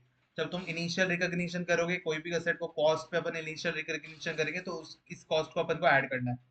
At each year and हम क्या करेंगे? अपन ने पढ़ा था सर, हम ईच ईयर एंड पे क्या करेंगे सर? उसकी अनवाइंडिंग करेंगे डिस्काउंट से। जो भी हमें इंटरेस्ट फैक्टर दिया हुआ रहेगा, उससे हम डिस्काउंटिंग करते करते उसको फिर से क्या करेंगे? डीकमीशनिंग प्रोविजन को बढ़ाते जाएंगे। क्योंकि वो इनिशियली किस पे कैलकुलेट हुआ है, प्रेजेंट वैल्यू पे। फ्यूचर में तो ज्यादा पैसे पे करने हैं, तो उस प्रोविजन को धीरे धीरे बढ़ाते जाएंगे। तो सर उसकी जनरल एंट्री क्या बनेगी सर, प्रोविजन को अनवाइंडिंग करने की, फाइनेंस चार्ज मतलब वही interest expense account debit to provision for, एक तरीके से क्या हुआ तुम्हारा, वही हो गया ना, लोन की तरह टाइप का कुछ कंसिडर कर लो तुम ऐसे। ये आज तुमने 20 लाख रुपए लिए, बट तुम पे ज्यादा करने पड़ेंगे, तो हर साल तुम्हारा इंटरेस्ट कैलकुलेट होता है, जस्ट लाइक दिस। ये 9,20,000 उसकी present value, but future value उसकी ज्यादा होगी क्योंकि तुमने इसमें इंटरेस्ट भी पे करा रहेगा। तो तुम्हारा वो हो जाएगा interest account debit to provision for expense. Sir जब आप पे करेंगे तब क्या एंट्री मारेंगे, प्रोविजन पूरा उल्टा दोगे, provision for dismantling to bank कर दोगे, कितने से 20 लाख, अपने एग्जांपल के अकॉर्डिंग 20 लाख और 20 लाख, तुम्हारे ये 20 लाख पे आ गया होगा, इस 20 लाख को पूरा तुम बैंक से क्या कर दोगे, पे कर दोगे, और तुम्हारा प्रोविजन खत्म हो जाएगा। तो ये तुम्हारा कॉस्ट ऑफ रिस्टोरेशन साइट ये वाला आ गया पॉइंट। उसके बाद में सर अक्वायर्ड बाय, अगर गवर्नमेंट ग्रांट हुआ तो उसको इंडेक्स 20 के अंदर पढ़ा जाता है, तो इधर इसका कोई भी डिस्कशन नहीं है, इसको तुम हटा दो। एक्सचेंज ऑफ असेट पे आएंगे, उससे पहले मैं तुम्हें और एक पॉइंट समझाना चाहता हूँ, जो है deferred consideration. Deferred consideration, sir ये डेफर्ड कंसिडरेशन क्या होता है सर, डेफर्ड कंसिडरेशन मतलब होता है सर मैं आज पैसा पे नहीं कर रहा, सपोज करो मैंने क्या खरीदा, लैपटॉप खरीदा, ठीक है, परचेज लैपटॉप, इसका पैसा मैं आज नहीं दे रहा, इसका पैसा मैं दूंगा 1 साल बाद, और पैसा जो दूंगा वो दूंगा 50,000, ठीक है। तो मुझे बताओ, अगर कोई बंदा मुझे बोल रहा है सर तुम आज पैसा मत दो, तुम 1 साल बाद दे देना, तो जरूर उस प्राइस के अंदर कुछ ना कुछ इंटरेस्ट का एलिमेंट होगा। अगर मुझे कोई एक बंदा 1 साल का क्रेडिट पीरियड दे रहा है, तो मुफ्त में तो देगा नहीं, वो तो उसको भी तो कुछ फायदा होना चाहिए। हाँ सर बिल्कुल होना चाहिए, क्योंकि सर हमने ईएमआई का कंसेप्ट देखा है या बहुत सारी चीजें देखी है। सर अगर आपको कोई भी क्रेडिट पीरियड देता है, तो पक्का उसका वो क्रेडिट पीरियड, जितना पीरियड है उसके बीच में वो कुछ इंटरेस्ट अर्न कर रहा है। तो आज से जो 50,000 जो मैं देता, 50,000 रुपए जो मैं 1 साल बाद दे रहा हूँ, वो उस 50,000 के अंदर कुछ ना कुछ क्या है, इंटरेस्ट एलिमेंट भी है, ठीक है। बट वो इंटरेस्ट को किस तरीके से डील करना है सर, वो तुम्हें बताता है डेफर्ड कंसिडरेशन वाला point. If payment of an item PP is deferred beyond normal credit period, जैसे मेरे को 20 दिन, 30 दिन, हर 60 दिन, 90 दिन, ये मेरे को हर एक बिजनेस टर्म्स में मिलता है। बट अगर सर उससे ज्यादा अगर आपको क्रेडिट पीरियड, जैसे मेरे को 1 साल का मिल रहा है, 1 साल is not my normal credit period. तुम्हें ये पता है ना, एक बिजनेस चलता है तो उसमें नॉर्मल क्रेडिट साइकिल होती है कि भाई कैश रियलाइजेशन में टाइम होता है या कैश पेमेंट्स में टाइम होता है। तो नॉर्मल क्रेडिट पीरियड है तो ठीक है, उसको तुम इंटरेस्ट एलिमेंट नहीं मानोगे उसके अंदर। बट अगर उससे ज्यादा है तो पक्का वो जो पेमेंट जो भी मेरे को 1 साल बाद देनी पड़ेगी, उसमें कुछ ना कुछ क्या होगा, इंटरेस्ट एलिमेंट होगा। The cost of the PP is recorded at the cash price equivalent at the recognition date. अगर मुझे बताओ ये 50,000 मैं अगर आज के आज देता, तो शायद मुझे इसमें देना पड़ता 48,000 रुपीज। अगर आज ही मैं पे कर देता तो कितना देना पड़ता, 48,000, जस्ट बिकॉज मैं 1 ईयर का डिले कर रहा हूँ। 1 ईयर का क्या है, डिले है, क्रेडिट पीरियड है, क्रेडिट पीरियड है मेरा, other than normal credit period. तो मुझे 50,000 पे करना पड़ रहा है। तो जो 2,000 है वो मेरा क्या हो गया, एक तरीके से इंटरेस्ट हो गया। तो इंडेक्स 16 क्या बोलता है, भाई ये इंटरेस्ट गया भाड़ में। तो मुझे बता आज कितना पे करता सर, आज अगर मैं पे करता तो 48,000, 48,000 पे करता, 50,000 तो बिल्कुल भी पे नहीं करता सर।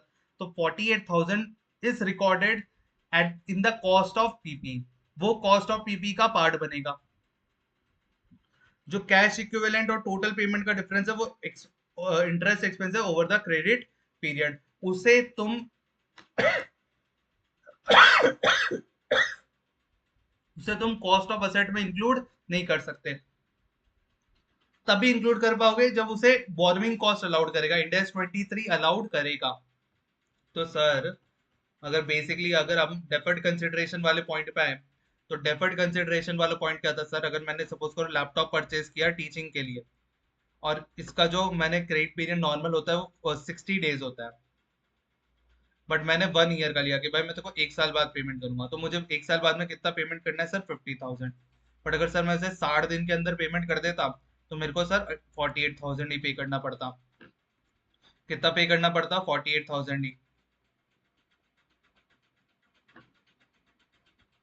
तो सर ये आप जो 1 साल का क्रेडिट पीरियड ले रहे हो, उसकी वजह से आपको 2,000 एक्स्ट्रा रुपए भरने पड़ रहे हैं। तो ये 2,000 extra is nothing but an interest. तो सर इंडेक्स 16 बोलता है कि पहाड़ में क्या तुमने क्या पेमेंट किया, तुम्हारा जितना आज की डेट में पेमेंट बनता विदाउट एनी इंटरेस्ट, वही तुम कॉस्ट ऑफ असेट पे क्या करोगे, ऐड करोगे। ओके सर, समझ गए। क्योंकि सर हम असेट खरीद रहे हैं, शायद ऐसा जरूरी नहीं है ना कि पूरा पूरा पेमेंट पहले ही कर दे, कुछ पेमेंट बाद में भी कर सकते हैं, तो उस पर सर इंटरेस्ट लग सकता है। तो पीपी क्या बोलता है कि भाई जितना तुमने इक्विवेलेंट आज पेमेंट करते कितना पैसा लगता है उतना तुम ऐड कर लो, उसके ऊपर जितना भी तुमने एक्स्ट्रा पेमेंट किया है, टोटल पेमेंट में जितना भी इंटरेस्ट किया है, उसकी डीलिंग तुम्हें इंडेक्स 23 से पूछनी पड़ेगी। अब अपन चलते हैं अपने थर्ड पॉइंट पे। परचेज परचेज पता चल गया, कंस्ट्रक्शन पता चल गया, उसमें एक इंडेक्स 23 वाला क्वालिफाइंग एसेट वाला एक इंपॉर्टेंट पॉइंट पढ़ा। उसके अलावा सर एक बहुत अच्छा पॉइंट पढ़ा हमने, cost of dismantling distortion site वाला पढ़ा एक पॉइंट। ठीक, इसके बाद में अपन आते हैं थर्ड पॉइंट पे। सर अगर हमने इनिशियल रिकॉग्निशन, हमने कोई एक्सचेंज करके एसेट लाया है, सर हमने एक एसेट दिया दूसरा एसेट लिया, सर सपोज करो मैंने बिल्डिंग 1 दी, किसी और से बिल्डिंग 2 खरीदी, तो सर हम किस वैल्यू पे रिकॉर्ड करेंगे अपनी बुक्स के अंदर जो अपन बिल्डिंग लाए हैं। सर मैंने ओल्ड लैपटॉप दिया, ओल्ड लैपटॉप गिवन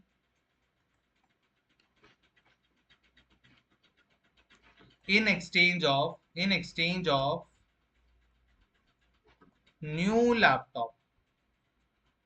तो सर ये न्यू लैपटॉप किस वैल्यू पे रिकॉर्ड करूंगा मेरी बुक्स में। देखो जो पुरानी चीज है वो तो अपनी बुक्स में जो प्राइस पे होगी उससे जाएगी। मेरे सपोज करो ओल्ड लैपटॉप अगर 100 रुपए का था बुक्स के अंदर, तो जब उसकी क्रेडिट एंट्री होगी तो भी वो 100 पे होगी, 100 की चीज को तुम 102 पे तो बाहर नहीं कर सकते। सर बट ये न्यू लैपटॉप जो आप अपनी बुक्स में लाओगे, जब ये एक्सचेंज वाला ट्रांजेक्शन होगा, तब आप किस तरीके से रिकॉर्ड करोगे उसकी वैल्यू को, तो उसके ऊपर समझते हैं। ये बहुत इंपॉर्टेंट है, आज तक अभी इतना कोई क्वेश्चन नहीं आया है इसके ऊपर, बट मुझे लगता है कि एक ऐसा पॉइंट है जिसके ऊपर क्वेश्चन बन सकता है। और इसके ऊपर भी मैंने अपनी बुक के अंदर क्वेश्चन लिया हुआ है, सीए इंस्टीट्यूट की मॉड्यूल से क्वेश्चन लिया हुआ है, तो अपन वो करेंगे। ठीक है सर।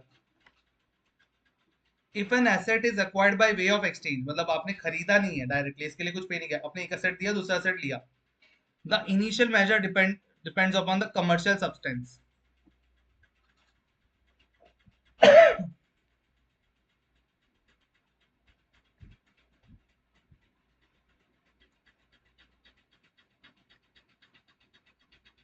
सर एक कमर्शियल सब्सटेंस क्या होता है, तो कमर्शियल सब्सटेंस की डेफिनेशन पढ़ते हैं सबसे पहले। और ट्रांजेक्शन में कमर्शियल सब्सटेंस का तब माना जाएगा जब वो फ्यूचर कैश फ्लोज को कोई भी चेंज नहीं कर रहा है। इसका मतलब सर अगर मैं ओल्ड लैपटॉप यूज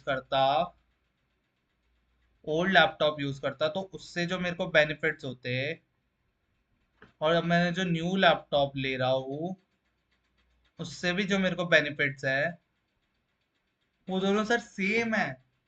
मेरे एसेट की बदलने की वजह से मेरे कैश फ्लोज या तो बढ़ने चाहिए थे, पर कैश फ्लोज पे मतलब बेनिफिट्स मतलब कैश फ्लो, ठीक है। कैश फ्लोज मतलब cash inflows, basically cash flows पे कुछ ना कुछ इफेक्ट आना चाहिए था, पर कैश फ्लोज पे कोई भी इफेक्ट नहीं आ रहा है। तो ऐसे ट्रांजेक्शन को हम क्या बोलते हैं, lack of commercial substance.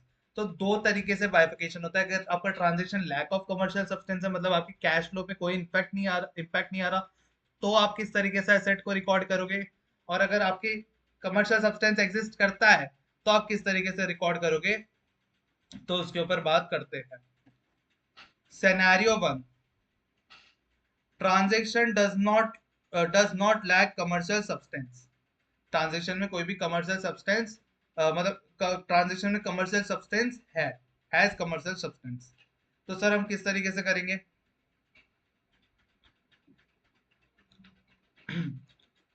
Fair value, पहला प्रेफरेंस किसको दोगे, इसमें ऐसा है कि अगर पहला वाला हो कर पा रहे हो तो पहला वाला करो, पहला वाला अगर नहीं कर पा रहे हो तो दूसरे वाले पे जाओ, दूसरा वाला भी नहीं कर पा रहे हो तो तीसरे पे जाओ। तुम्हें ये क्रोनोलॉजिकली फॉलो करना है। तो पहला प्रेफरेंस क्या बोलता है, fair value of asset given plus cash paid if any. इसका एक एग्जांपल लेते हैं, ठीक है। नोट 3, एक्सचेंज ऑफ एसेट्स के टाइम पे हम किस तरीके से रिकॉर्ड करेंगे। सर जैसे मैं मानता हूँ, मेरी जो old laptop carrying amount,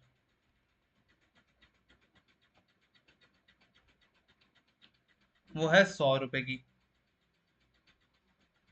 fair value, fair value of old laptop, वो कितनी है सर? 120। New laptop value 150।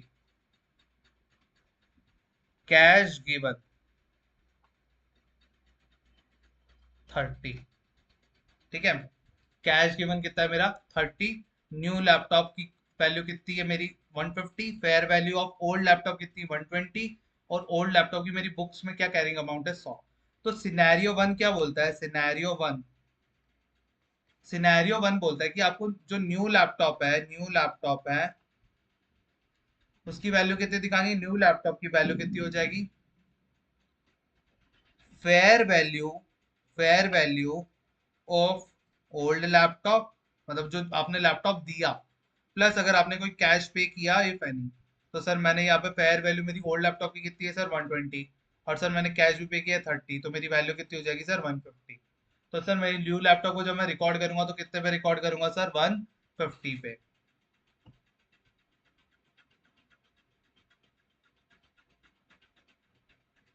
तो सर फर्स्ट प्रेफरेंस अपन को किसको देनी है सर? कि अपन अगर फेयर वैल्यू अपन के पास एसेट गिवन अप की पता है तो अपन उसको लेंगे, और कैश पेड है फैनी अपन ने किया होगा तो उसको प्लस करके अपन न्यू वैल्यू जो भी एसेट लेगी उसकी न्यू वैल्यू वो बनेगी।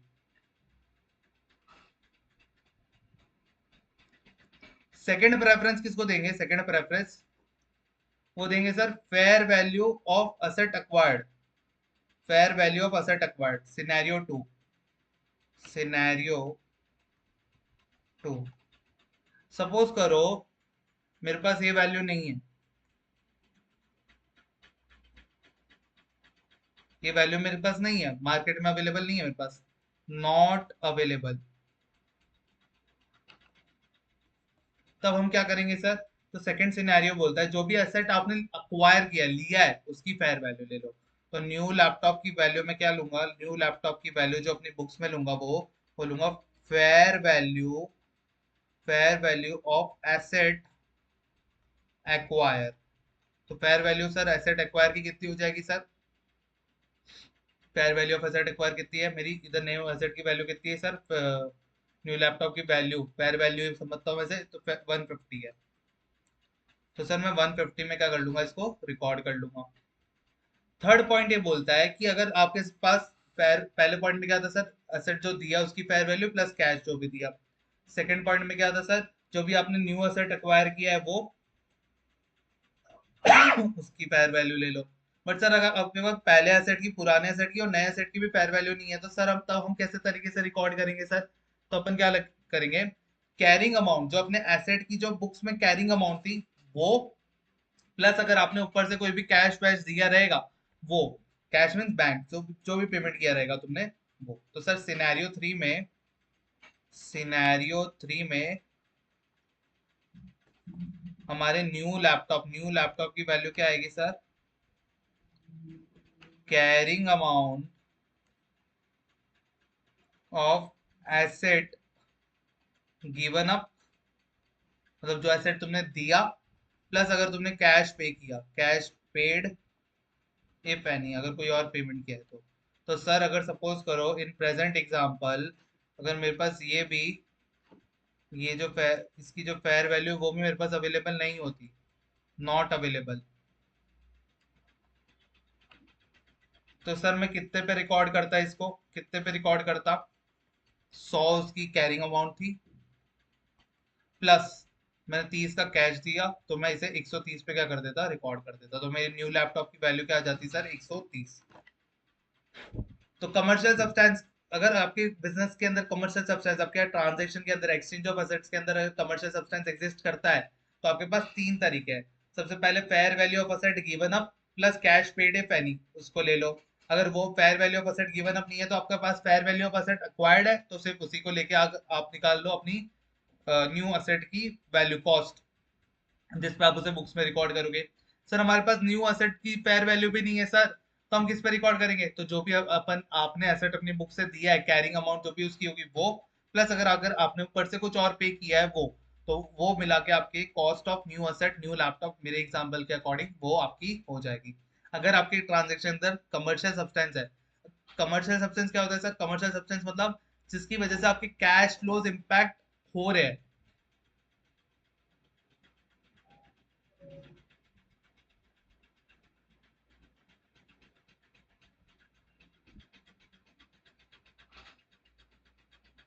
अगर आपके कैश फ्लोज इम्पैक्ट नहीं हो रहे हैं तो वो क्या हो जाएगा? Lack of commercial substance. Sir तो सर अगर जब भी लैक ऑफ कमर्शियल सब्सटेंस हुआ, ये तुम्हें क्वेश्चन बताएगा कि कमर्शियल सब्सटेंस है कि नहीं है। तो मैं अपना दिमाग नहीं लगाना कि सर इस ट्रांजेक्शन में कमर्शियल सब्सटेंस सर होगा क्या सर, मैंने बिल्डिंग दी और मशीन ली सर, इसमें कमर्शियल सब्सटेंस है कि नहीं है। मेरे को लगता है बिल्कुल होना चाहिए। बट सर कमर्शियल सब्सटेंस है कि नहीं है तो तुम्हें अपना माथा नहीं लगाना। तुम्हें क्वेश्चन बताएगा कमर्शियल सब्सटेंस है कि नहीं है। कमर्शियल सब्सटेंस है तो थ्री मेथड अप्रोच। पहला वाला क्या देखोगे? Fair value of asset given up plus कुछ ऊपर से पे किया है तो वो। सर अगर fair value of given up की नहीं है तो फेयर वैल्यू ऑफ अक्वायर्ड। अगर फेयर वैल्यू ऑफ अक्वायर्ड होगी तो फेयर वैल्यू ऑफ अक्वायर्ड ले लेंगे सर। अगर sir fair value of acquired नहीं है तो सर थर्ड अप्रोच पकड़ेंगे। थर्ड अप्रोच क्या बोलता है सर? हम fair value of sorry carrying amount of asset given up plus अगर ऊपर से कुछ भी कैश पे किया रहेगा तो उसकी वैल्यू हम ले लेंगे।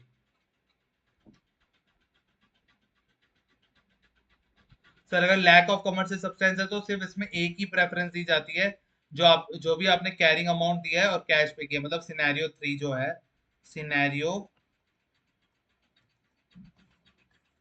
क्या लैक ऑफ कमर्शियल सब्सटेंस मतलब कुछ भी तुम्हारे कैश इनफ्लोज पे आउटफ्लोज पे कुछ भी फर्क आने वाला नहीं है, कैश फ्लोज पे कुछ भी फर्क आने वाला नहीं है। तो कैश फ्लोज पे अगर फर्क नहीं आएगा तो ऐसे ट्रांजेक्शन को बोला जाता है। अगर तुमने कोई नई एसेट लाई है तो उससे नो डाउट तुम्हारे कैश फ्लोज पे इम्पैक्ट आना चाहिए।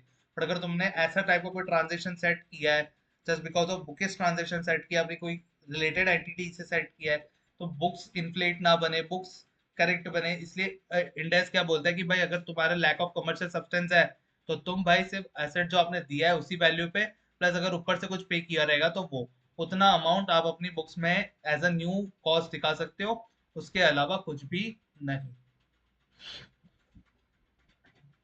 इसी के साथ इसी के साथ तुम्हारा इनिशियल मेजरमेंट वाला पॉइंट पूरा पूरा क्या हो जाता है? खत्म। देखो ये इंडेक्स बड़ा है, बहुत बड़ा है और बहुत सारे टेक्निकल चीजें इसमें इन्वॉल्व है। अभी मैं देखो मेरे को कितने टाइम हो गया रिकॉर्डिंग करते करते, अप्रोक्सीमेटली 1 आवर अपना खत्म होने वाला है। सर क्या आप अब इधर ही खत्म कर दोगे? आपके लेक्चर्स 1 1 आवर के ही होते हैं? नहीं बिल्कुल भी नहीं, अभी मैं क्वेश्चंस करवाऊंगा तुम्हें, ठीक है?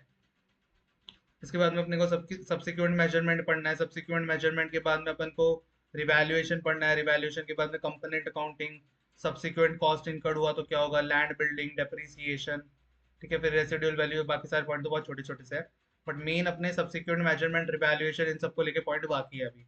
तो इंडेक्स अभी काफी बाकी है, ठीक है? इंडेक्स बहुत बड़ा है, नहीं करके भी 10 12 घंटे आराम से जाएंगे इस इंडेक्स के अंदर, ठीक है? तो सबसे पहले सर अब कुछ क्वेश्चन करवा दो सर, क्वेश्चन करवा दो मीठे मीठे प्यारे प्यारे, तो हमें मजा आए कुछ। बिल्कुल तुम्हें क्वेश्चंस करवाता हूँ मैं। क्वेश्चंस करते हैं, क्वेश्चंस करते हैं।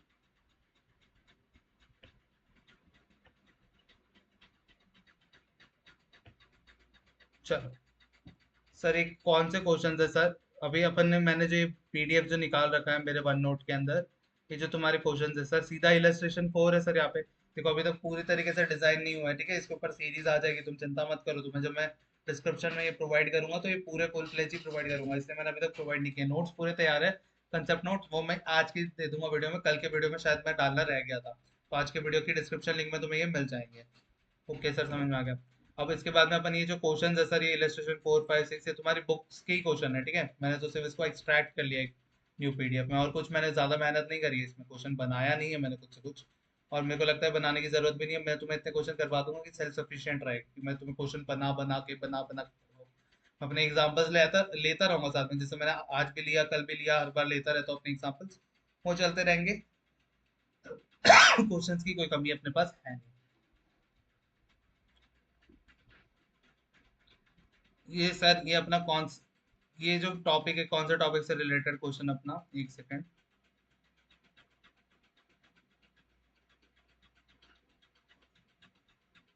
ये ज्यादा ही हो गया भाई, पहले इसको मैं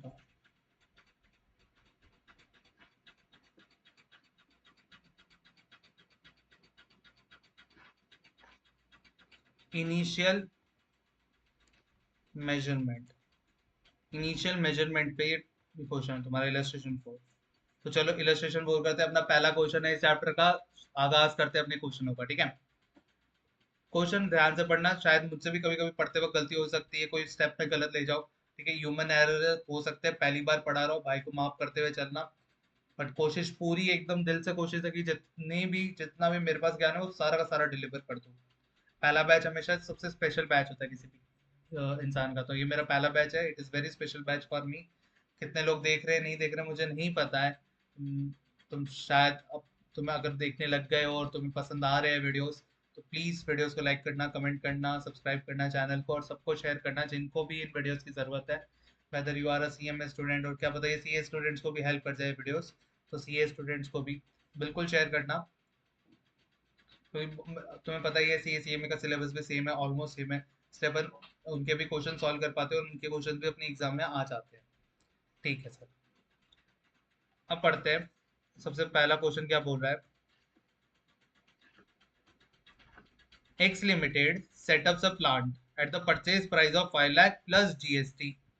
ठीक है, अपन ने जीएसटी को लेके क्या अजम्पशन ली थी सर, जीएसटी को लेके अपने टैक्सेस को लेके एक अजम्पशन ली थी कि अगर बोले नहीं रिफंडेबल है तो मान लेंगे रिफंडेबल ही है, नॉन रिफंडेबल जब भी होगा तो बोलेगा। आज ही मैंने तुम्हें बताया था, कल भी बता दिया था ये चीज, अगर कल नहीं बताया होगा तो आज तो पक्का ही बता दिया मैंने तुम्हें कि अगर सर रिफंड जहाँ पे भी क्वेश्चन बोलेगा साइलेंट है, रिफंडेबल है कि नॉन रिफंडेबल, तो अपन मानेंगे ये रिफंडेबल ही है। तो हमने 5 लाख की प्लांट खरीदा, उसके ऊपर जीएसटी लगा 18%, उसके ऊपर फ्रेट पे किया 20,000, और इसके ऊपर भी क्या पे किया है, 18% का जीएसटी पे किया है। इंट्रा स्टेट, इंट्रा स्टेट मतलब सीजीएसटी एसजीएसटी आएगा sir. Paid ₹10,000 as employ expenses for installation of plant, for installation of plant. तो मुझे बताओ जो फ्रेट डिलीवरी कॉस्ट पे किया वो 20,000 रुपये भी आएगा। जो मैंने एम्प्लॉय के एक्सपेंसेस इनकर किए प्लांट को लगाने के लिए वो भी मेरा आएगा, किसमें, डायरेक्टली एट्रीब्यूटेबल कॉस्ट में। After the plant was put to use maintenance cost incurred 5,000। मुझे बताओ 5,000 पुट टू यूज के बाद है, तो मुझे बताओ पुट टू यूज के बाद में सर हमारे यूजेबल कंडीशन आने के बाद में कोई भी खर्चा आप इनकर करो, वो हम कभी भी अपनी कॉस्ट में इंक्लूड करते नहीं है सर। ये तो आफ्टर आफ्टर अपन ने क्या पढ़ा था सर, जितना जब तक यूजेबल कंडीशन में आया तब तक अपने खर्चे लगेंगे, उसके बाद के सारे खर्चे हमारे किस में जाएंगे सर, पीएनएल में। तो ये जो खर्चा है तो सर किस में जाएगा, पीएनएल में जाएगा बिल्कुल। बाकी अपन अभी क्वेश्चन फिर से करेंगे ही, अपन को पता ही है। Measure the initial cost to be recognised and pass journal entry and estimate dismantle cost 30,000, present value कितनी है, 12,000। बोले कि एस्टिमेटेड जो तुम्हारी डिसमेंटलिंग कॉस्ट है वो कितनी है, 30,000। 30,000 तुम्हारी जब भी डिसमेंटल करोगे तब तुम्हारी कॉस्ट लगोगे, बट उसकी प्रेजेंट वैल्यू कितनी है, 12,000। तो सर अपन करते हैं क्वेश्चन को। सबसे पहला इलस्ट्रेशन 4 अपन कर रहे हैं अपने बुक का, मॉड्यूल का क्वेश्चन है तुम्हारी, ठीक है। सीएमए मॉड्यूल का क्वेश्चन लिख देता हूँ इधर, मॉड्यूल। मॉड्यूल में भी इलस्ट्रेशन 4 ही है तुम्हारा, ठीक है। ठीक है, अपन चलते हैं। कैलसी हाथ में रखना, ठीक है। आज मेरे पास मेरी कैलसी नहीं है, तो मैं इधर मेरे तो लैपटॉप पे कैलकुलेटर है, तो मैं उससे पट पट पट पट कर लूंगा। तुम्हें अपनी कैलसी रखनी है, बुक में क्वेश्चन सारे लिख लिख के सॉल्व करने हैं, कोई भी लेट के वीडियो नहीं दिखेगा, पूरा कंसंट्रेटली सॉल्व करना है तुम्हें सारी चीज को। सॉल्यूशन टू इल्लू फोर, इलू इलू फोर। क्या सर, चार चार को इलू इलू करे, काम पे ध्यान दे। तो ये मेरे पर्टिकुलर्स हो गए, अमाउंट रुपीज। सबसे पहले अपन को क्या बोला था सर, प्लांट जो भी परचेज किया है वो कितने रुपए का है, 5 लाख का, ठीक है। तो परचेज प्राइस, परचेज प्राइस कितनी है, एक्सक्लूडिंग, एक्सक्लूडिंग जीएसटी है ना, जीएसटी नहीं ले रहे क्योंकि रिफंडेबल मान रहे, तो ये हो जाएगी 5 लाख। उसके बाद में ऐड करेंगे सर, कुछ फ्रेट के ऊपर खर्चा लगा है हमारा, भाड़ा लगा है, वो भी सर उस पर भी जीएसटी लगा है, पर उसे भी हम कैसे लेंगे, एक्सक्लूडिंग जीएसटी लेंगे, तो वो कितना है सर, 20,000। उसके बाद में हमने सर 10,000 रुपये एम्प्लॉय के एक्सपेंस पे किए हैं, जो कि इंस्टॉलेशन को लेके, किसको लेके है सर, किसको लेके, इंस्टॉलेशन। तो sir installation is a expense which is to be incurred before put to use. Put to use मतलब यूजेबल कंडीशन में तो आएगा ही नहीं सर, अगर मैं इंस्टॉल नहीं करूंगा, तो सर ये खर्चा इंक्लूड होगा सर, बिल्कुल होगा। एड इंस्टॉलेशन, इंस्टॉलेशन पे कोई भी जीएसटी नहीं है, तो ये जितना भी है उतना पूरा पूरा आ जाएगा अपना 10,000। 10,000 है ना भाई, हाँ 10,000। 10,000 आ गया। उसके बाद में क्या बोल रहे हैं कि तुमने आफ्टर, यहाँ पे ध्यान देना, after the plant was put to use, मतलब पुट टू यूज पे आने के बाद में सर, पुट टू यूज के आने के बाद में के सारे सर, तो हमें बोला है इंडेक्स 16 क्या बोलते हैं सर, यूजेबल कंडीशन तक के लाने के खर्चे तुम इंक्लूड करोगे, बाकी सारे तुम्हें क्या करने हैं, एक्सक्लूड करने हैं। तो सर ये जो मेंटेनेंस का कॉस्ट हो रहा है वो तुम्हारा क्या हो जाएगा, exclude, it will not become the part of cost of asset.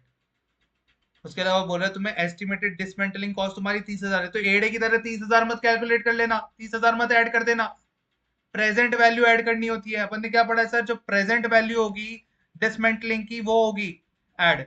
आज कितना खर्चा लगता है अगर मैं डिसमेंटलिंग करने चाहता तो सर वो लगता 12,000 रुपए, तो 12,000 अपन इंक्लूड करेंगे।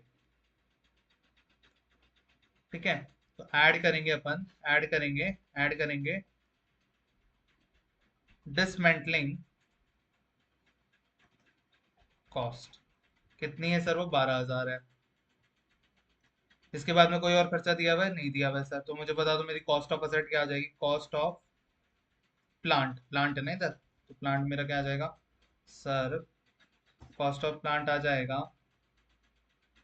5 लाख प्लस 20,000 प्लस 10,000 प्लस 12,000, कितना हुआ 5,42,000। तो मेरी कॉस्ट ऑफ प्लांट कितनी हो गई, मेरा कॉस्ट ऑफ प्लांट कितना हो गया 5,42,000। तो हमारा पार्ट वन तो सॉल्व हो गया। पार्ट वन में तो अपन को क्या पूछा था, पार्ट वन में पूछा था सर, पार्ट वन में क्या पूछा था अपन से कि इनिशियल कॉस्ट बता दो कितनी होगी, तो 5,40,000। इसकी जनरल एंट्री पास करनी बोली, तो सर जनरल एंट्री भी पास करेंगे, बिल्कुल करेंगे सर।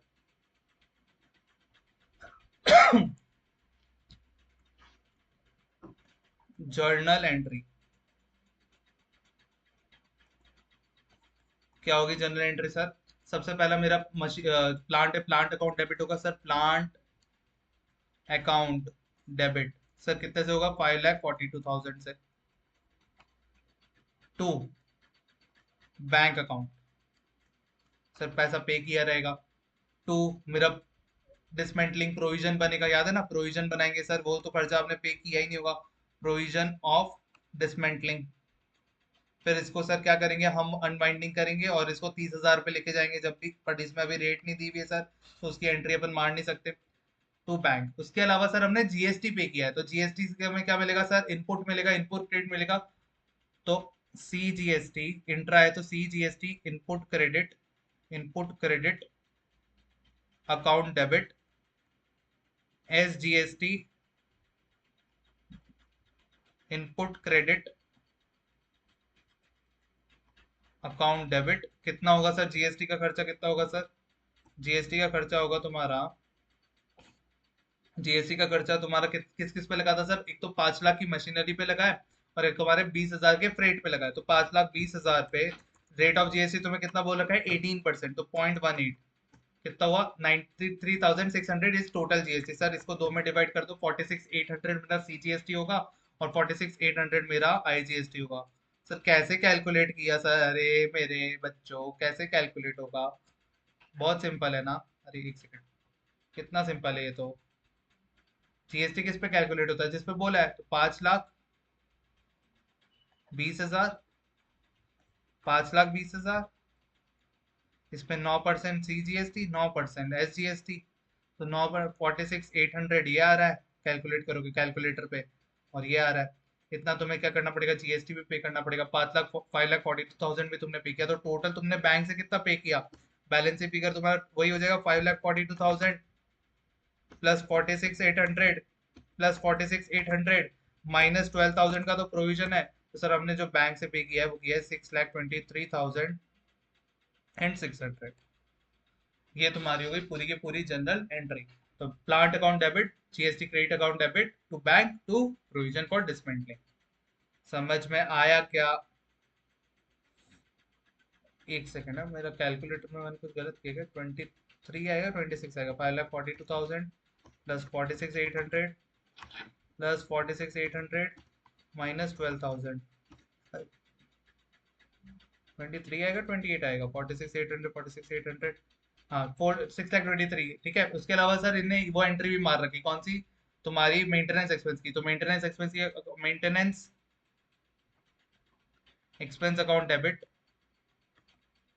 To bank account. ये भी तो एंट्री होगी, मेंटेनेंस भी तो तुम्हारा पीएनएल में जाएगा। हाँ सर, ये भी खर्चा हुआ है 5,000 और 5,000। ठीक है, कभी ये देखो मैं तुम्हें बता दूं, इंस्टीट्यूट की बुक में कभी किसी चीज की एंट्री मारते हैं, कभी नहीं मारते हैं। तो तुम इंस्टीट्यूट की बुक के अकॉर्डिंग चलना ही मत।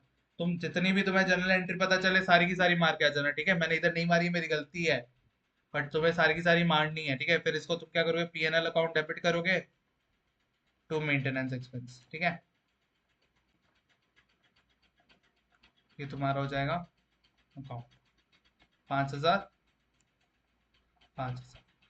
ठीक है, तो वही 6,28,000 इस वजह से उधर दिख रहा था, क्योंकि उन्होंने एक ही में मार दी। तुम भी कंबाइन एंट्री मार सकते हो, बिल्कुल कंबाइन एंट्री मार लेना। नहीं मारोगे तो तुम्हें अगर स्टेप बाय स्टेप चलना है, स्टार्टिंग में स्टेप बाय स्टेप चल सकते हो, कोई दिक्कत नहीं। इधर देखो, तुम्हारा ये बताया हुआ जनरल एंट्री क्या होगी, 542 क्या हुआ तुम्हारा, डेबिट हुआ, ये डेबिट हुआ, ये डेबिट हुआ, ये मेंटेनेंस एक्सपेंस में गया। ठीक है, 62812। और फिर मेंटेनेंस एक्सपेंस किधर चल जाएगा, पीएनएल में चल जाएगा। सर ये कॉस्ट ऑफ असेट का पार्ट नहीं बनेगा। और सर तुम्हें इधर जीएसटी कैलकुलेट करके बताया, तुमने जैसे इतने अलग अलग बायपॉकेट करके बताया, तुम टोटल भी बता सकते हो। ये क्वेश्चन अपन कर सकते हैं क्या,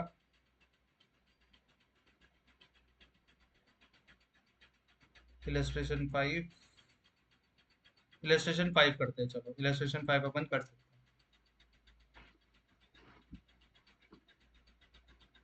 illustration 5, B Limited has incurred the following transaction in respect of acquiring a plant in exchange of an old plant।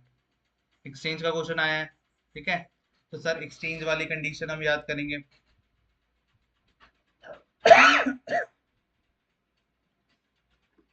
The old site was dismantled at a cost of rupees 8,000. No estimated dismantling cost was capitalized for the old plant. Scrap value from the old plant is 1,000 rupees। क्या बोल रहे कि हमने old site थी, उसे dismantle किया है 8,000 रुपए में, बट वो 8,000 का हमने कोई प्रोविजन नहीं बनाया था। क्या बोले कि हमने इसका कोई भी एस्टिमेटेड कॉस्ट पहले से बुक्स में रिकॉर्ड नहीं किया हुआ है। सर हम प्रोविजन बनाना चाहिए, बट इसने प्रोविजन नहीं बनाया। ठीक है, तो हम क्या करेंगे, हमारा 8,000 का खर्चा हुआ ओल्ड मशीनरी को लेके, तो वो तो it is called dismantling cost. तो डिसमेंटलिंग कॉस्ट तो क्या होता है, हमारी सर मशीनरी की कॉस्ट का पार्ट बनना चाहिए। तो सर इसकी जो जनरल एंट्री होगी वो क्या होगी सर, इसकी जो जनरल एंट्री होगी, सर जनरल एंट्री क्या होनी चाहिए सर, इसकी जनरल एंट्री होनी चाहिए sir, old machinery. Sir dismantling का खर्चा है तो मशीनरी की कॉस्ट बढ़ानी चाहिए, old machinery account debit to bank account. पहले नहीं रिकॉर्ड किया था सर, अब रिकॉर्ड कर रहे हैं। डिसमेंटलिंग का खर्चा तो 8,000 8,000 करके हमने क्या कर दिया, रिकॉर्ड कर दिया। उसके बाद में क्या किया sir, scrap from old site. ये ओल्ड साइट को बेच के हमें कुछ स्क्रैप भी हो गया। तो बेसिकली जो मेरा खर्चा लगा है वो 8,000 का नहीं, वो तो मेरा 1,000 मतलब 7,000 का खर्चा लगा है। तो सर उतने से मैं मशीनरी कम भी कर दूंगा। तो मैं क्या करूंगा सर, सेकेंड एंट्री क्या मारूंगा, bank account debit to old machinery. 1,000, 1,000।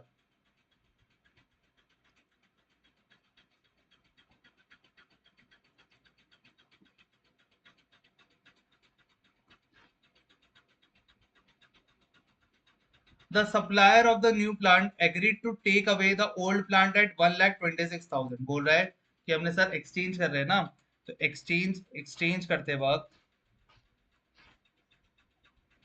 Exchange करते वक्त, एक्सचेंज करते वक्त क्या बोल रहा है कि जो सप्लायर है, जो हमें बेच रहा है, न्यू मशीनरी बेच रहा है, वो हमारे को फेयर वैल्यू दे रहा है, fair value of old machinery. कितनी दे रहा है सर, 1,26,000, 1,00,000, 1,26,000। ठीक है, अब यहाँ से अपना मेन फुल फ्लेज क्वेश्चन चालू हो रहा है सर। सब क्यों, अभी तक क्वेश्चन में क्या हुआ था वो सब बता दो, शांति रखो, थोड़ी सी शांति रख के चलो बस। जिंदगी में शांति रहोगे ना, सब समझ में आएगा। चीजें स्टेप बाय स्टेप ही चलती रहेगी। बस तुम्हें कभी कभी ऐसा हो सकता है सर हमें नहीं समझ आया, तो मैं बैठा हो ना भाई, तुम्हें समझाने के लिए तो बैठा हो, पूरा समझाऊंगा। तो सर क्या बोल रहे हैं कि जो ओल्ड प्लांट है, ओल्ड प्लांट है उसका सप्लायर, जो सप्लायर है, जो उसकी फेयर वैल्यू क्या दे रहा है सर, 126। सर पहले तो सर सबसे पहले ये बताओ सर, इसमें लैक ऑफ कमर्शियल सब्सटेंस है कि नहीं है? अब देखो, इसमें कहीं पे लिखा हुआ नहीं है कि सर यहाँ पे कमर्शियल सब्सटेंस है कि नहीं है, बट अपन मानेंगे सर कि इसमें कमर्शियल सब्सटेंस है, क्योंकि यहाँ पे कुछ भी बोला नहीं है। जब भी कुछ भी नहीं बोला तो अपन यही मान के चलेंगे सर वो कमर्शियल सब्सटेंस में एग्जिस्ट करती है। The new plant the new plant was rupees 3,20,000। बोले कि जो न्यू प्लांट है, न्यू प्लांट वैल्यू, अपने एग्जाम्पल की तरह ही लिख रहा हूँ, न्यू प्लांट वैल्यू, ठीक है, कितनी है? 3,20,000। The carrying amount of the old plant was rupees 1 lakh. Carrying amount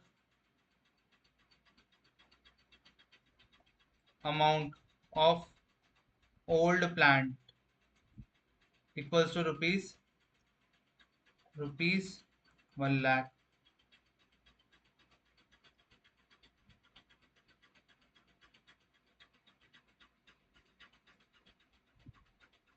The present value estimate of dismantling site is rupees 60,000। The present value estimate of the dismantling site, तो dismantle करने के लिए मेरा जो खर्चा लगेगा वो कितना लगेगा सर? 16,000 रुपए का खर्चा लगेगा। तो 16,000 का खर्चा मेरा ये हो गया dismantling cost. Dismantling, new plant लाया ना तो उसको भी डिसमेंटल करूंगा आगे जाके, तो 16,000 रुपए का कॉस्ट ऑफ असेट की बात चालू हुई यहाँ पे। Wages paid for the installation is 4,000 and for trial run is 1,600। तो वेजेस कितने हो जाएंगे? वेजेस कितने हो जाएंगे? 4,000। ट्रायल रन का कॉस्ट कितना हो जाएगा? 1,600। फ्रेट मैंने कितना पे किया सर? 8,000। फ्रेट पेड कितना हो जाएगा? 8,000। उसके बाद में सर मेरा कितना दिया है? GST applies on supply of plant of 18% and on पे, मतलब प्लांट की सप्लाई पे कितना लग रहा है? 18%। एंड फ्रेट की सप्लाई पे कितना लग रहा है? 18%। ठीक है, जीएसटी लग रहा है। अपन ये मानेंगे कि सर ये क्या है? रिफंडेबल है। अपन क्या मानेंगे? ये रिफंड,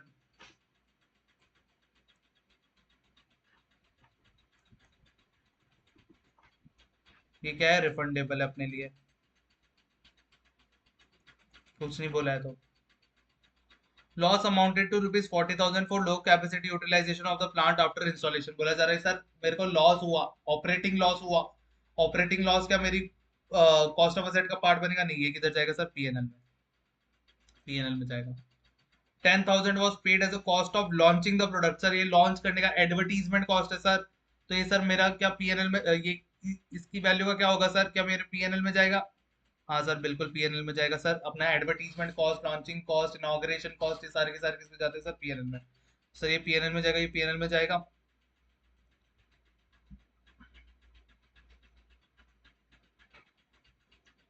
और इस तरीके से मेरी कॉस्ट आएगी।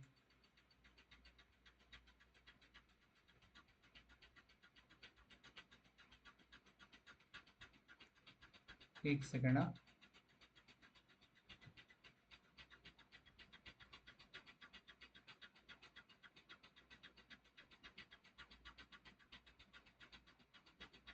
इधर एक चीज चेंज करो तुम, ये इधर एक ये गलती है।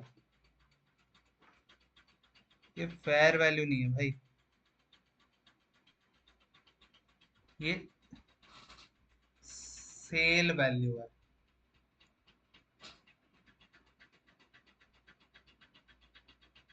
ये जो यहाँ पे है ना, ये एक चीज है ना, ये गड़बड़ है। The supplier of the new plant agree to take away the old plant at rupees 1,26,000। 1,26,000 पे वो उसे टेक अवे कर रहे हैं, उसको अपन सेल कर रहे हैं 1,26,000 में। It is not its fair value, it is a sale value. अपन इसको सेल कर रहे हैं 1,26,000 पे, वो लेने को तैयार हुआ है। तो सर अगर अपन फिर से अपन इस पूरे क्वेश्चन को समराइज करें, तो सर एक बार समराइज कर दो सर प्लीज, सर प्लीज। बिल्कुल, अभी के अभी तुम्हारे लिए सारा का सारा समराइज करता हूँ मैं ये। क्वेश्चन में गड़बड़ी है, तुम्हारे इंस्टीट्यूट के बहुत सारे क्वेश्चन में गड़बड़ी होगी। इसलिए मुझे पता है, मैं तुम्हें सच बोलूं, मेरी एग्जाम के टाइम पे मैंने बहुत ही कम सीएमए इंस्टीट्यूट के क्वेश्चन करे थे। मैंने सारे के सारे ज्यादातर सीए इंस्टीट्यूट के क्वेश्चन पकड़े थे। तुम ये चैप्टर तो फिर भी ठीक है।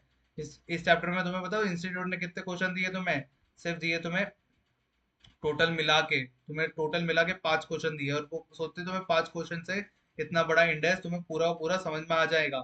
और जब वो एग्जाम में क्वेश्चन पूछते हैं तो दिखाऊंगा तुम्हें एग्जाम में क्या पूछते हैं वो और बुक में तुम्हें क्या देते हैं। तो तुम सब बच्चों को इतनी अच्छी तो तैयारी करो जिससे वो सब क्वेश्चन तो अच्छे से अटेम्प्ट कर सके, उसकी प्रैक्टिस तो हो। तुम अपनी बुक में नहीं दोगे, एक बच्चा खा जाएगा क्वेश्चन प्रैक्टिस करके, बुक के पास जाएगा सबसे पहले तो तुम्हारी बुक ही इनकम्प्लीट है। तो मेरे हिसाब से जो सिलेबस 2026 आएगा उसमें काफी ज्यादा इम्प्रूवमेंट होने की संभावना है। बट अभी तो फिलहाल भाई ऐसा ही है, तुम्हें तो यही तैयारी करनी पड़ेगी। सर फिर से ये बता दो सर, क्या आपने पढ़ा, देखो ध्यान से समझो, सारी चीजें बहुत इजी है, कोई बड़ा 30 मार्क खान क्वेश्चन नहीं है। सबसे पहले तो बस इसे चेंज कर दो, यहाँ पे एक करेक्शन कर लो। ये है सेल वैल्यू, ठीक है, not fair value. Sir old जो साइट थी उसे आपने क्या किया, डिसमेंटल किया, 8,000 का उसका कॉस्ट था, उसके सर हमने कोई भी प्रोविजन नहीं बना के रखा था, कैपिटलाइज नहीं करा था। बट अपन ने क्या पढ़ा है सर, हमारा जब भी कॉस्ट ऑफ असेट कैलकुलेट होता है तो हम उसमें डिसमेंटली कॉस्ट लेते हैं। हमने तब नहीं लिया था, तो सर अब ले लेंगे। अब जो भी खर्चा हुआ वो हमारी ओल्ड मशीनरी ओल्ड साइट की वजह से हुआ, तो हमारी ओल्ड मशीनरी ओल्ड साइट की वैल्यू क्या हो जाएगी, ओल्ड प्लांट की वैल्यू क्या हो जाएगी, बढ़ जाएगी। तो मुझे बताओ इसकी एंट्री क्या पड़ेगी, इसकी एंट्री क्या पड़नी चाहिए sir, old plant account debit to bank account. हाँ सर बिल्कुल, ये एंट्री पढ़नी चाहिए, हाँ सर बिल्कुल पढ़नी चाहिए। ओल्ड प्लांट बढ़ जाएगा, और ये तो उसके बाद में बोल रहे हैं कि सर स्क्रैप मिल गया, जो हमने ओल्ड प्लांट में जो भी ओल्ड प्लांट को जब अपन ने वो डिसमेंटल किया ना तो उससे स्क्रैप हुआ, स्क्रैप से कुछ पैसा हो गया। तो बेसिकली मेरा जो डिसमेंटलिंग कॉस्ट हुआ it is not 8,000, it is 7,000, क्योंकि बैंक में मुझे फिर से कुछ और रियलाइज हो गया, तो बैंक अकाउंट मेरा क्या हो गया, डेबिट हो गया to old plant account. Old plant उत्ते से मेरा कम हो जाएगा, क्योंकि मैं नेट ऑफ करके डिसमेंटलिंग कॉस्ट दूंगा। तो 1,000 और 1,000, इतना तुम्हें क्लियर है। हाँ सर क्लियर है सर, आपका डिसमेंटलिंग कॉस्ट ऐड होता है, ऐड करने के लिए आपने 8,000 रुपए ऐड किए। बट सर मेरा 8,000 का एक्चुअल में खर्चा तो हुआ ही नहीं, मेरा तो 7,000 का खर्चा हुआ सर, क्योंकि 1,000 रुपए तो मैंने रिकवरी कर ली, तो बेसिकली मेरा 1,000 रुपए से और मैंने कम कर ली। सर क्या हम इसे नेट ऑफ करके एंट्री मार सकते थे, बिल्कुल मार सकते थे, बट ये दो अलग ट्रांजेक्शन हुआ है। डिसमेंटलिंग तुमने अलग लोगों से करवाई होगी, स्क्रैप तुमने अलग से किया रहेगा, इसलिए दो एंट्रीज मारी हुई है।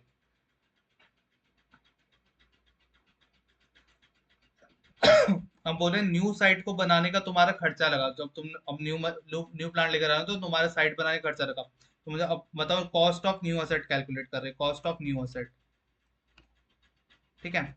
और ये क्या है, exchange of old plant. Exchange के केस में क्या होता है सर, सिनेरियो वन में तो बोलता है fair value, fair value of asset given up plus cash. तो fair value of asset given up तो दिया हुआ नहीं है। तो सर सिनेरियो टू क्या बोलता है, fair value of asset acquired. तो सर अब हमारे पास पहला ऑप्शन नहीं है तो हम दूसरा लेंगे, अगर सर दूसरा भी नहीं हुआ क्वेश्चन के अंदर आगे जाके तो हम तीसरे में जाएंगे, carrying amount of asset given up ले लेंगे, plus cash paid if any ले लेंगे। तो sir cost of new asset calculate करेंगे, क्योंकि हमें बोला हुआ है कि हमें असेट की वैल्यू कैलकुलेट करनी है और जनरल एंट्री पास करनी है। तो सर हमने दो जनरल एंट्री पास करी, तीसरी जनरल एंट्री बनाने से पहले हमें cost of new asset calculate करने की बातें कर रहे हैं। तो सर न्यू साइट बनाने का जो हमारा खर्चा हुआ, पहले हुआ 48,000 का, तो सर 48,000 मेरे न्यू असेट का पार्ट बन जाएगी। उसके अलावा बोले जो सप्लायर है तुम्हारा वो न्यू प्लांट ले रहा है 1,26,000 में, तो सर ये न्यू प्लांट लेने की बात है, उसको बाद में करते हैं, पहले नए नए प्लांट से बात करते हैं। न्यू प्लांट की जो प्राइस है वो है 3,20,000 रुपए। तो जो प्लांट की प्राइस हो गई, ठीक है, प्राइस वो कितनी होगी, price mean it's a fire value only, ठीक है, जो उसकी प्राइस होगी वही उसकी फायर वैल्यू होगी, 3,20,000 रुपए। Present value estimate of dismantling the site, अब बोले कि ये जो नई साइट बना रहे हो उसको प्रेजेंट वैल्यू जो उसको डिसमेंटल करोगे आगे जाके उसकी कितनी होगी, वो 16,000 रुपीज हो गई डिसमेंटलिंग कॉस्ट, ठीक है, 16,000 हो गई। पहले रफ में कर रहा हूँ फिर अच्छे से करके बताऊंगा, ठीक है, क्वेश्चन में टाइम ले रहा हूँ, क्यों ले रहा हूँ, ताकि तुम्हें सारी चीजें अच्छे से समझ में आए। सर वेजेस जो आपने इंस्टॉलेशन में पे किए 4,000 रुपए, तो 4,000 रुपए मेरे इधर क्या हो जाएंगे, add wages for installation. Sir trial run के लिए 1,600 रुपये पे किए, तो सर ट्रायल रन का खर्चा भी क्या हो जाएगा, ऐड हो जाएगा 1,600 रुपये। सर उसके अलावा आपने फ्रेट भी पे किया है, सर फ्रेट भी क्या हो जाएगा मेरा, ऐड हो जाएगा 8,000 रुपये। उसके अलावा सर आपके यहाँ जीएसटी लगा किसके ऊपर, प्लांट के ऊपर, मतलब ये मेरी प्लांट न्यू प्लांट के ऊपर जीएसटी लगा। उसके अलावा मेरा फ्रेट पे लगा, तो सर फ्रेट पे लगा, फ्रेट किधर गया मेरा, ये रहा। तो सर ये जो जीएसटी है वो तो क्या हो जाएगा मेरा, रिफंडेबल हो जाएगा, कुछ नहीं बोला हुआ है। तो अपन ने क्या माना है सर, कुछ नहीं बोलेगा तो रिफंडेबल मानेंगे, नॉन रिफंडेबल मानेंगे नहीं। उसके अलावा लॉस हुआ सर 40,000 का, क्योंकि मैंने लो कैपेसिटी यूटिलाइजेशन किया आफ्टर इंस्टॉलेशन। तो अपन ने क्या पढ़ा है सर, कोई भी ऑपरेटिंग लॉसेस हो गए सर, हमने प्लांट बनाया, प्लांट हमने प्रोडक्शन किया, प्रोडक्शन प्रोडक्शन करने की हमने सेल नहीं हुई है सर, तो हमें ज्यादा मुनाफा नहीं कमा पाए सर, हम उसकी कैपेसिटी सही से यूटिलाइज नहीं कर पाए सर, 40% हमने उसकी यूटिलाइज ही नहीं कर पाए सर, उसकी वजह से हमें लॉस हुआ। तो sir utilisation is not related to your cost of asset, उसे यूजेबल कंडीशन के लिए आने के लिए कोई रिलेटेड नहीं है। बाकी सारे खर्चे अभी तक जितने भी है ऐड की हुई यूजेबल कंडीशन से रिलेटेड है, but loss is not related to your usable condition. तो सर ये मेरा किधर जाएगा सर, ये मेरा जाएगा पीएनएल के अंदर। Sir 10,000 was paid as a cost of launching the product to the produced from the plant, ठीक है। 10,000 रुपए मैंने लॉन्चिंग के लिए, ताकि जो भी बनेगा वो बिकूंगा, तो एक तरीके से इनॉग्रेशन एडवर्टीजमेंट कॉस्ट ये सारे हो गए, तो ये भी मेरे क्या हो जाएगा, पीएनएल में जाएंगे सर, ये भी कॉस्ट ऑफ एसेट का पार्ट ही बनेंगे। तो अब अपन सर पूरा ही क्वेश्चन अगर अच्छे से करें, हाँ सर कर दो सर, फटाफट कर दो सर, अपन ये पूरा क्वेश्चन अगर अच्छे से करें।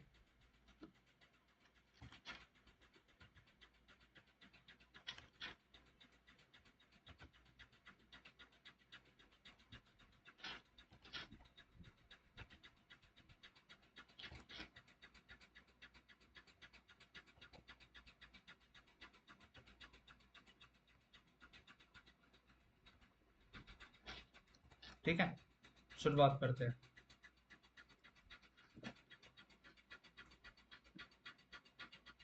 कैलकुलेशन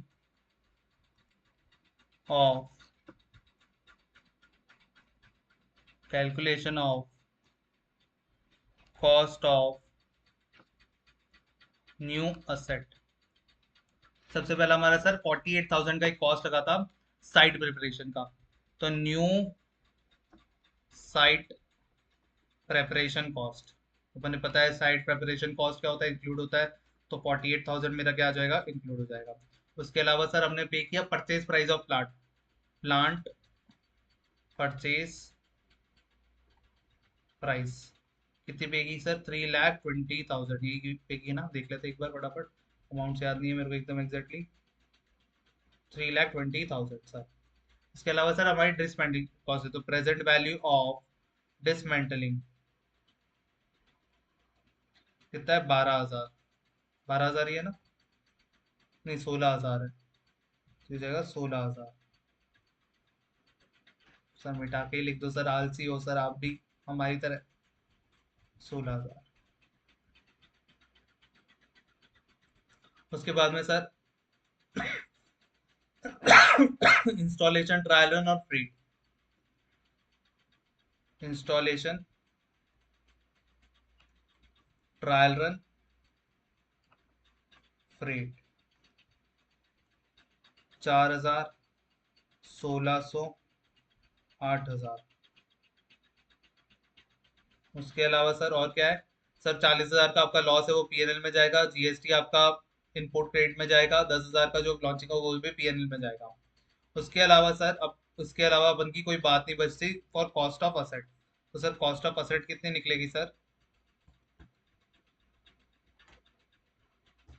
कॉस्ट ऑफ असेट अपनी कितनी निकलेगी, 48,000 plus 3,20,000 plus 16,000 plus 4,000 plus 1,600 plus 8,000, अरे यार एक सेकंड, प्लस 8,000, तो अपनी आई 3,97,600, क्योंकि cost of new asset.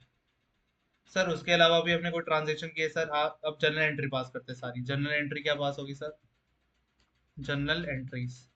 Sir सबसे पहले तो आपने क्या किया था, पुराने वाले का डिसमेंटलिंग किया था, तो वो उसकी वैल्यू बढ़ाएगा मशीनरी की, तो पहली एंट्री क्या हो जाएगी, ओल्ड मशीनरी, या प्लांट ही बोलो, प्लांट ही चल रहा है ना कब से, तो प्लांट बोल लो, old plant account, plant account debit to bank account, कितना हो गया सर, 8,000, 8,000। बट सर आपको तो इस पे कुछ फायदा भी हुआ सर, तो सेकंड मेरा क्या हो जाएगा सर, इस पे फायदा हुआ स्क्रैप का, तो सर वो उससे मेरी ओल्ड प्लांट की वैल्यू गिर जाएगी। इट इज डायरेक्टली, डायरेक्टली मतलब मेरे स्क्रैप करने का खर्चा है, मतलब एक तरीके से बोलूँ तो मेरे डिसमेंटलिंग का खर्चा 8,000 नहीं 7,000 ही है, तो मैं डायरेक्ट इसकी 7,000 की एंट्री भी पास कर सकता हूँ, मेरे को कहीं कोई मना नहीं करेगा, कोई गलती नहीं है इसकी। तो चलो मैं अपन कुछ नया ही करते हैं, इसको मैं 7,000 से ही बढ़ाता हूँ, ठीक है। अपन इंस्टीट्यूट के बेसिस पे जाएंगे ही नहीं, अपन अपना एंट्री मारेंगे 7,000। सर इसके मार्क्स नहीं मिलेंगे क्या? सर हम अलग एंट्री मारे, बिल्कुल मिलेंगे, क्यों, कौन तुम्हारे मार्क्स कटेगा देखते हैं। सर अब हमारा एंट्री होगा किसका, परचेज ऑफ एसेट का, तो sir new asset account debit, कितने से होगा, 3,97,600। सर इस पे हमने कुछ जीएसटी पे किया, तो input C GST account debit, input S GST account debit to to. Sir इसके अलावा हमें बोल रहा है, इसके अलावा सर हमें क्या बोल रहा है सर,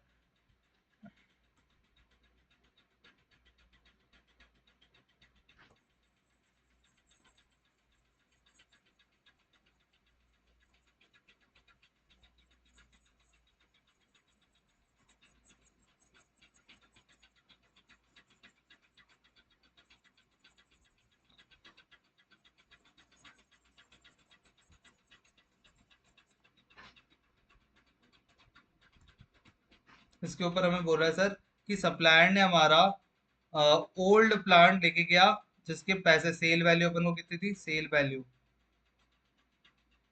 1,26,000 रुपए थी, ठीक है। और उसके अलावा सर हमारी कैरिंग अमाउंट जो थी उस ओल्ड प्लांट की, वो 1,00,000 रुपए थी।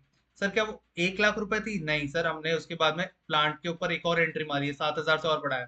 तो सर हमारा जो ओल्ड प्लांट जो गया बुक से, ओल्ड प्लांट अकाउंट जो हमारा गया, वो कितने से गया सर, 1,00,000 की तो उसकी वैल्यू थी, प्लस सर 7,000 का मैंने उस पर और खर्चा किया, तो सर उसका टोटल वैल्यू जो बुक से जाएगा वो कितने से जाएगा सर, 1,07,000 से। बिल्कुल, हाँ सर बिल्कुल। To, profit on sale of old plant. Sir कुछ प्रॉफिट भी होगा, सर क्या प्रॉफिट होगा सर, इसकी जो वैल्यू है जो मेरे को मिली है वो 1,26,000 मिली है, जबकि वो बुक में 1,07,000 का था। कितने का प्रॉफिट हो गया इसके ऊपर मेरे को, 1,26,000, 1,26,000 माइनस 1,07,000। सर आपको प्रॉफिट हो गया सर 19,000 का, 19,000 मेरा क्या हो जाएगा, प्रॉफिट हो जाएगा। उसके अलावा तुम्हें पता है इसमें अपना डिसमेंटलिंग का प्रोविजन बनेगा, तो to, provision for dismantling.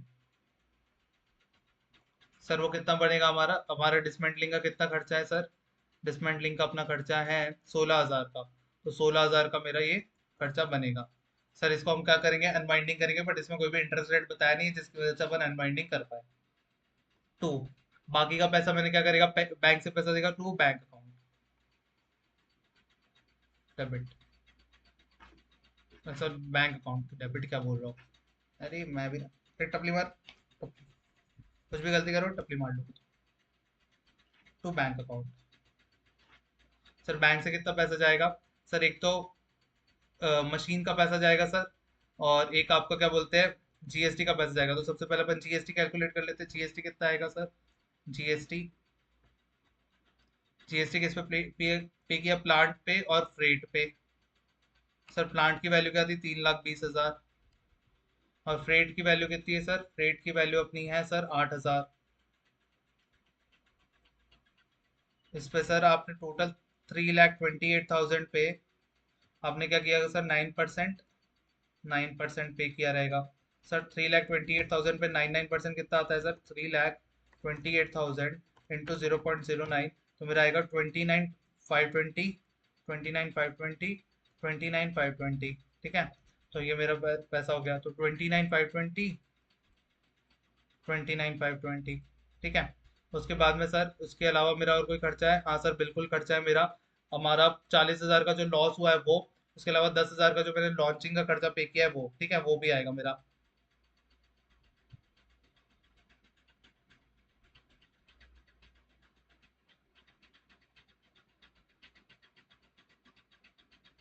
But पहले अपन इसकी एंट्री मान लेते हैं सर, कितनी एंट्री होगी, कितनी एंट्री होगी सर इसकी, अपन ने कितना पैसा सप्लायर को दिया सर, 3,97,600, मतलब बैंक से कितना पैसा गया सर, हमने ये दिया होगा 397,600 प्लस 29,520 प्लस 29,520। बट सर हमने से इसमें तो 1,07,000 तो नहीं देंगे, 1,07,000 तो नहीं देंगे सर, क्योंकि वो हमारे 1,07,000 प्लस 19,000, 1,26,000 में तो हमारी मशीन ले गया। उसके अलावा सर 16,000 तो इसमें डिसमेंटलिंग वाला है, तो वो भी हम पैसा नहीं देंगे बैंक से। हम बैंक से पैसा कितना देंगे सर, 3,14,000, 3,14,000। एक सेकंड, अरे यार ये क्या हो रहा है, 3,14,000, 3,14,640, 3,14,640 हमारे बैंक से जाएगा। ठीक है। उसके अलावा सर हमारा लॉस हुआ, ऑपरेटिंग लॉस हुआ, तो PNL account debit, PNL account debit to loss due to low capacity utilisation.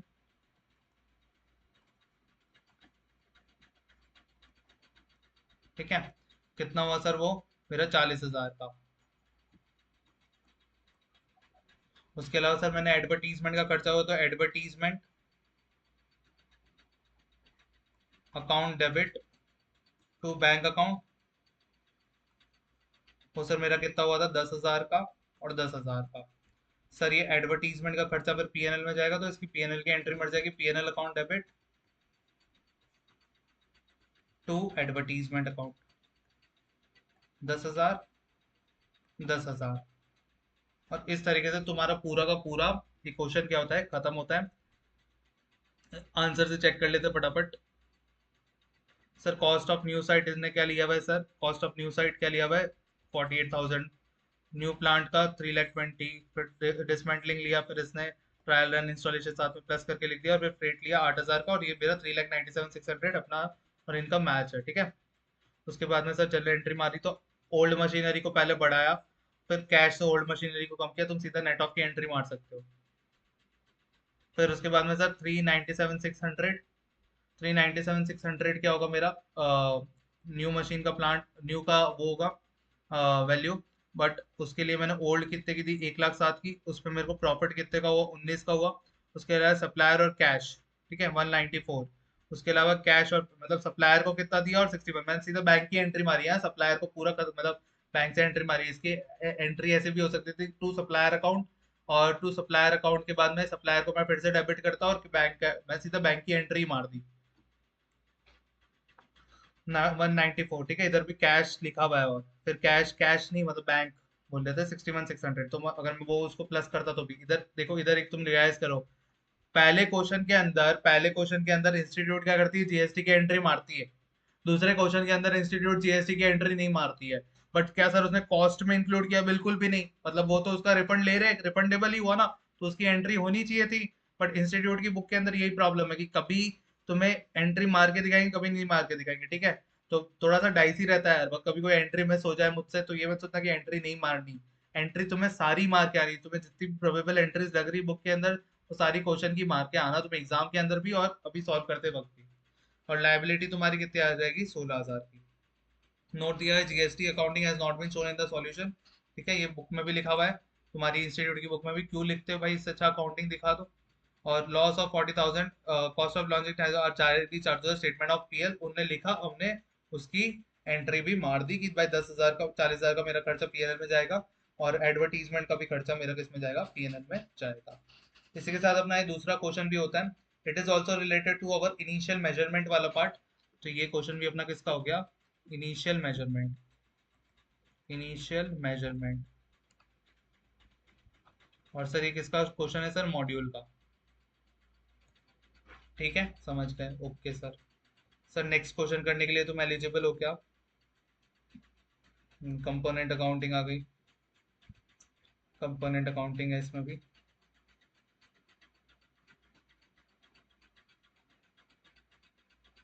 इसमें एम्पायरमेंट भी है, कंपोनेंट अकाउंट भी है। तो अभी अपने दो क्वेश्चन होते हैं on the basis of the concept which you have already learn. इसके अलावा मेरे पास इसी इन्हीं कंसेप्ट के रिलेटेड और भी क्वेश्चन है, बट वो सीएम मॉड्यूल के क्वेश्चन अपन वो लास्ट में करेंगे, एक्स्ट्रा क्वेश्चंस के नाम पे अपन सारे क्वेश्चंस करने वाले हैं। पहले अपन मॉड्यूल और पीवाईक्यूज कवर करेंगे, एमक्यूपीज कवर करेंगे, वर्कबुक पे क्वेश्चन नहीं है इसके रिलेटेड, वो मैं तुम्हें पहले भी बता चुका हूँ।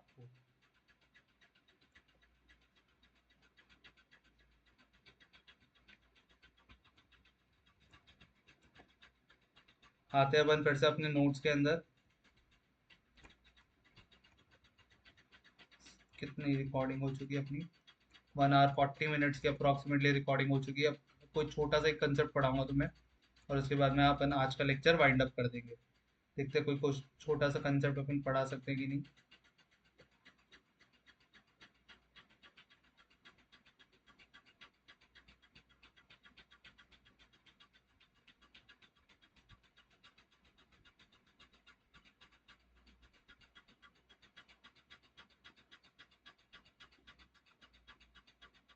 सर एक छोटा सा कंसेप्ट है लैंड एंड बिल्डिंग के ऊपर सर। एक क्लैरिफिकेशन है, एक तरीके से तुम समझ लो।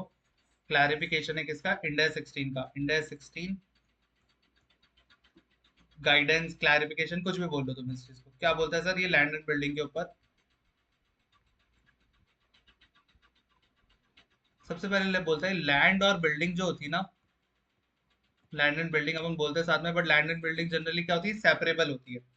इसमें जो लैंड वाला जो पार्ट होता है वो हमेशा उसकी जनरली क्या होती है? इनफाइनाइट लाइफ होती है। ऐसा थोड़ी ना लैंड खत्म हो जाएगा, वो तो रहेगा। उसकी क्या होती है? Infinite life. बट बिल्डिंग की क्या होती है सर? फाइनाइट लाइफ होती है। कुछ उसकी एक डिटरमिन यूजफुल लाइफ होती है सर। तो सर अगर लैंड, सिर्फ लैंड लैंड है आपके पास, तो उसकी सर क्या होगी? Infinite life. और उसके ऊपर जनरली डेप्रिसिएशन कैलकुलेट नहीं होगा। डेप्रिसिएशन सर किसके ऊपर कैलकुलेट हो सकता है सर? अपन ने बचपन से सीखा है सर, जिसकी यूजफुल लाइफ हो, जिसकी एक पर्टिकुलर यूजफुल लाइफ हो, उससे ज्यादा वो नहीं चलेगा सर। तभी तक उसकी हम उसे क्या करेंगे? उसकी कॉस्ट को उससे डिवाइड करेंगे और हर साल उतना खर्चा पीएनएल में बुक करेंगे। That is called as depreciation. तो डेप्रिसिएशन लैंड के ऊपर क्यों नहीं होता सर? क्योंकि उसकी जनरली क्या होती है? इनफाइनाइट लाइफ होती है। तो लैंड के ऊपर डेप्रिसिएशन कैलकुलेट करना पॉसिबल नहीं है। बट इन केस अगर तुम्हें क्वेश्चन बोले और एक्सेप्शनल सर्कमस्टेंसेस में बोले कि नहीं भाई इसकी फाइनाइट लाइफ है, तो तब तुम क्या करते हो? लैंड के ऊपर भी डेप्रिसिएशन कैलकुलेट करोगे। और इसके ऊपर क्या बोला हुआ है? बिल्डिंग की हमेशा फाइनाइट लाइफ होती है। बिल्डिंग की कोई ना कोई बिल्डिंग में वियर एंड टीयर होता है, यूज होता है। वो बिल्डिंग की कंडीशन खराब होती है, एक मोमेंट के बाद में बिल्डिंग यूजेबल कंडीशन में नहीं रहती, उसकी यूजफुल लाइफ खत्म हो जाती है। तो building is always a depreciable asset, तो आप उसे क्या करोगे? डेप्रिशिएट करोगे। बट लैंड की जनरली क्या होती है? इनफाइनाइट यूजफुल लाइफ होती है, तो इसलिए वो नॉन डेप्रिशिएबल एसेट है। बट अगर किसी भी सिचुएशन में अगर वो बोले कि उसकी भी फाइनाइट लाइफ है, तो हम उसे क्या करेंगे? लैंड को डेप्रिशिएट करेंगे। Land and building are separable asset and are accounted for separately even when they are acquired together. भले अगर आपने लैंड और बिल्डिंग एक साथ में खरीदी, मैंने एक पूरा प्लॉट था, ठीक है, मेरे को एक अपना ऑफिस बनाना था जहाँ पे मेरे एम्प्लॉयज बैठ के काम करें। तो जमीन सहित उसके ऊपर एक बिल्डिंग खड़ी थी जिसके अंदर बहुत सारे फ्लोर्स बने हुए थे, और उसमें ऑफिस का मतलब पूरा सेटअप तैयार था। तो मैंने क्या किया? 50 करोड़ रुपए पे किए और जमीन के साथ बिल्डिंग पूरी की पूरी खरीद ली। सर 50 करोड़ है सर, आपके पास अभी भी दे दो सर। अरे भूखो बच्चों, कुछ ध्यान ध्यान दो यहाँ पे। सर मैंने लैंड और बिल्डिंग प्लस में अक्वायर करी, तो सर जब मैं डेप्रिसिएशन करूंगा तो लैंड बिल्डिंग प्लस पे यूजफुल लाइफ मार के बिल्डिंग की 20 साल की और डेप्रिशिएट कर दूंगा? नहीं, मुझे लैंड को अलग से डेप्रिशिएट करना है, बिल्डिंग को अलग से डेप्रिशिएट करना है। सपोज करो लैंड की वैल्यू उधर जो चल रही है वो है 25 करोड़, और बिल्डिंग की वैल्यू है 25 करोड़। तो बिल्डिंग जो सर ये से करते तो खंबा याद आता है, एक खंबे वाले बच्चों ध्यान दो। तो जो 25 करोड़ की तुम्हारी लैंड की वैल्यू है, अगर उसकी इनफाइनाइट लाइफ है तो उसको तुम डेप्रिशिएट नहीं करोगे, उसको एज इट इज रहने दोगे। पर जो तुम्हारा 25 करोड़ का जो तुम्हारा बिल्डिंग का वैल्यू है उसकी फाइनाइट लाइफ है, और उसको तुम क्या करोगे? अलग से डेप्रिशिएट करोगे, इवन दो तुमने दोनों साथ में अक्वायर किया था। तो इंडेक्स 16 का ये क्लैरिफिकेशन है लैंड एंड बिल्डिंग के ऊपर, तो ये तुम्हें याद रखना है।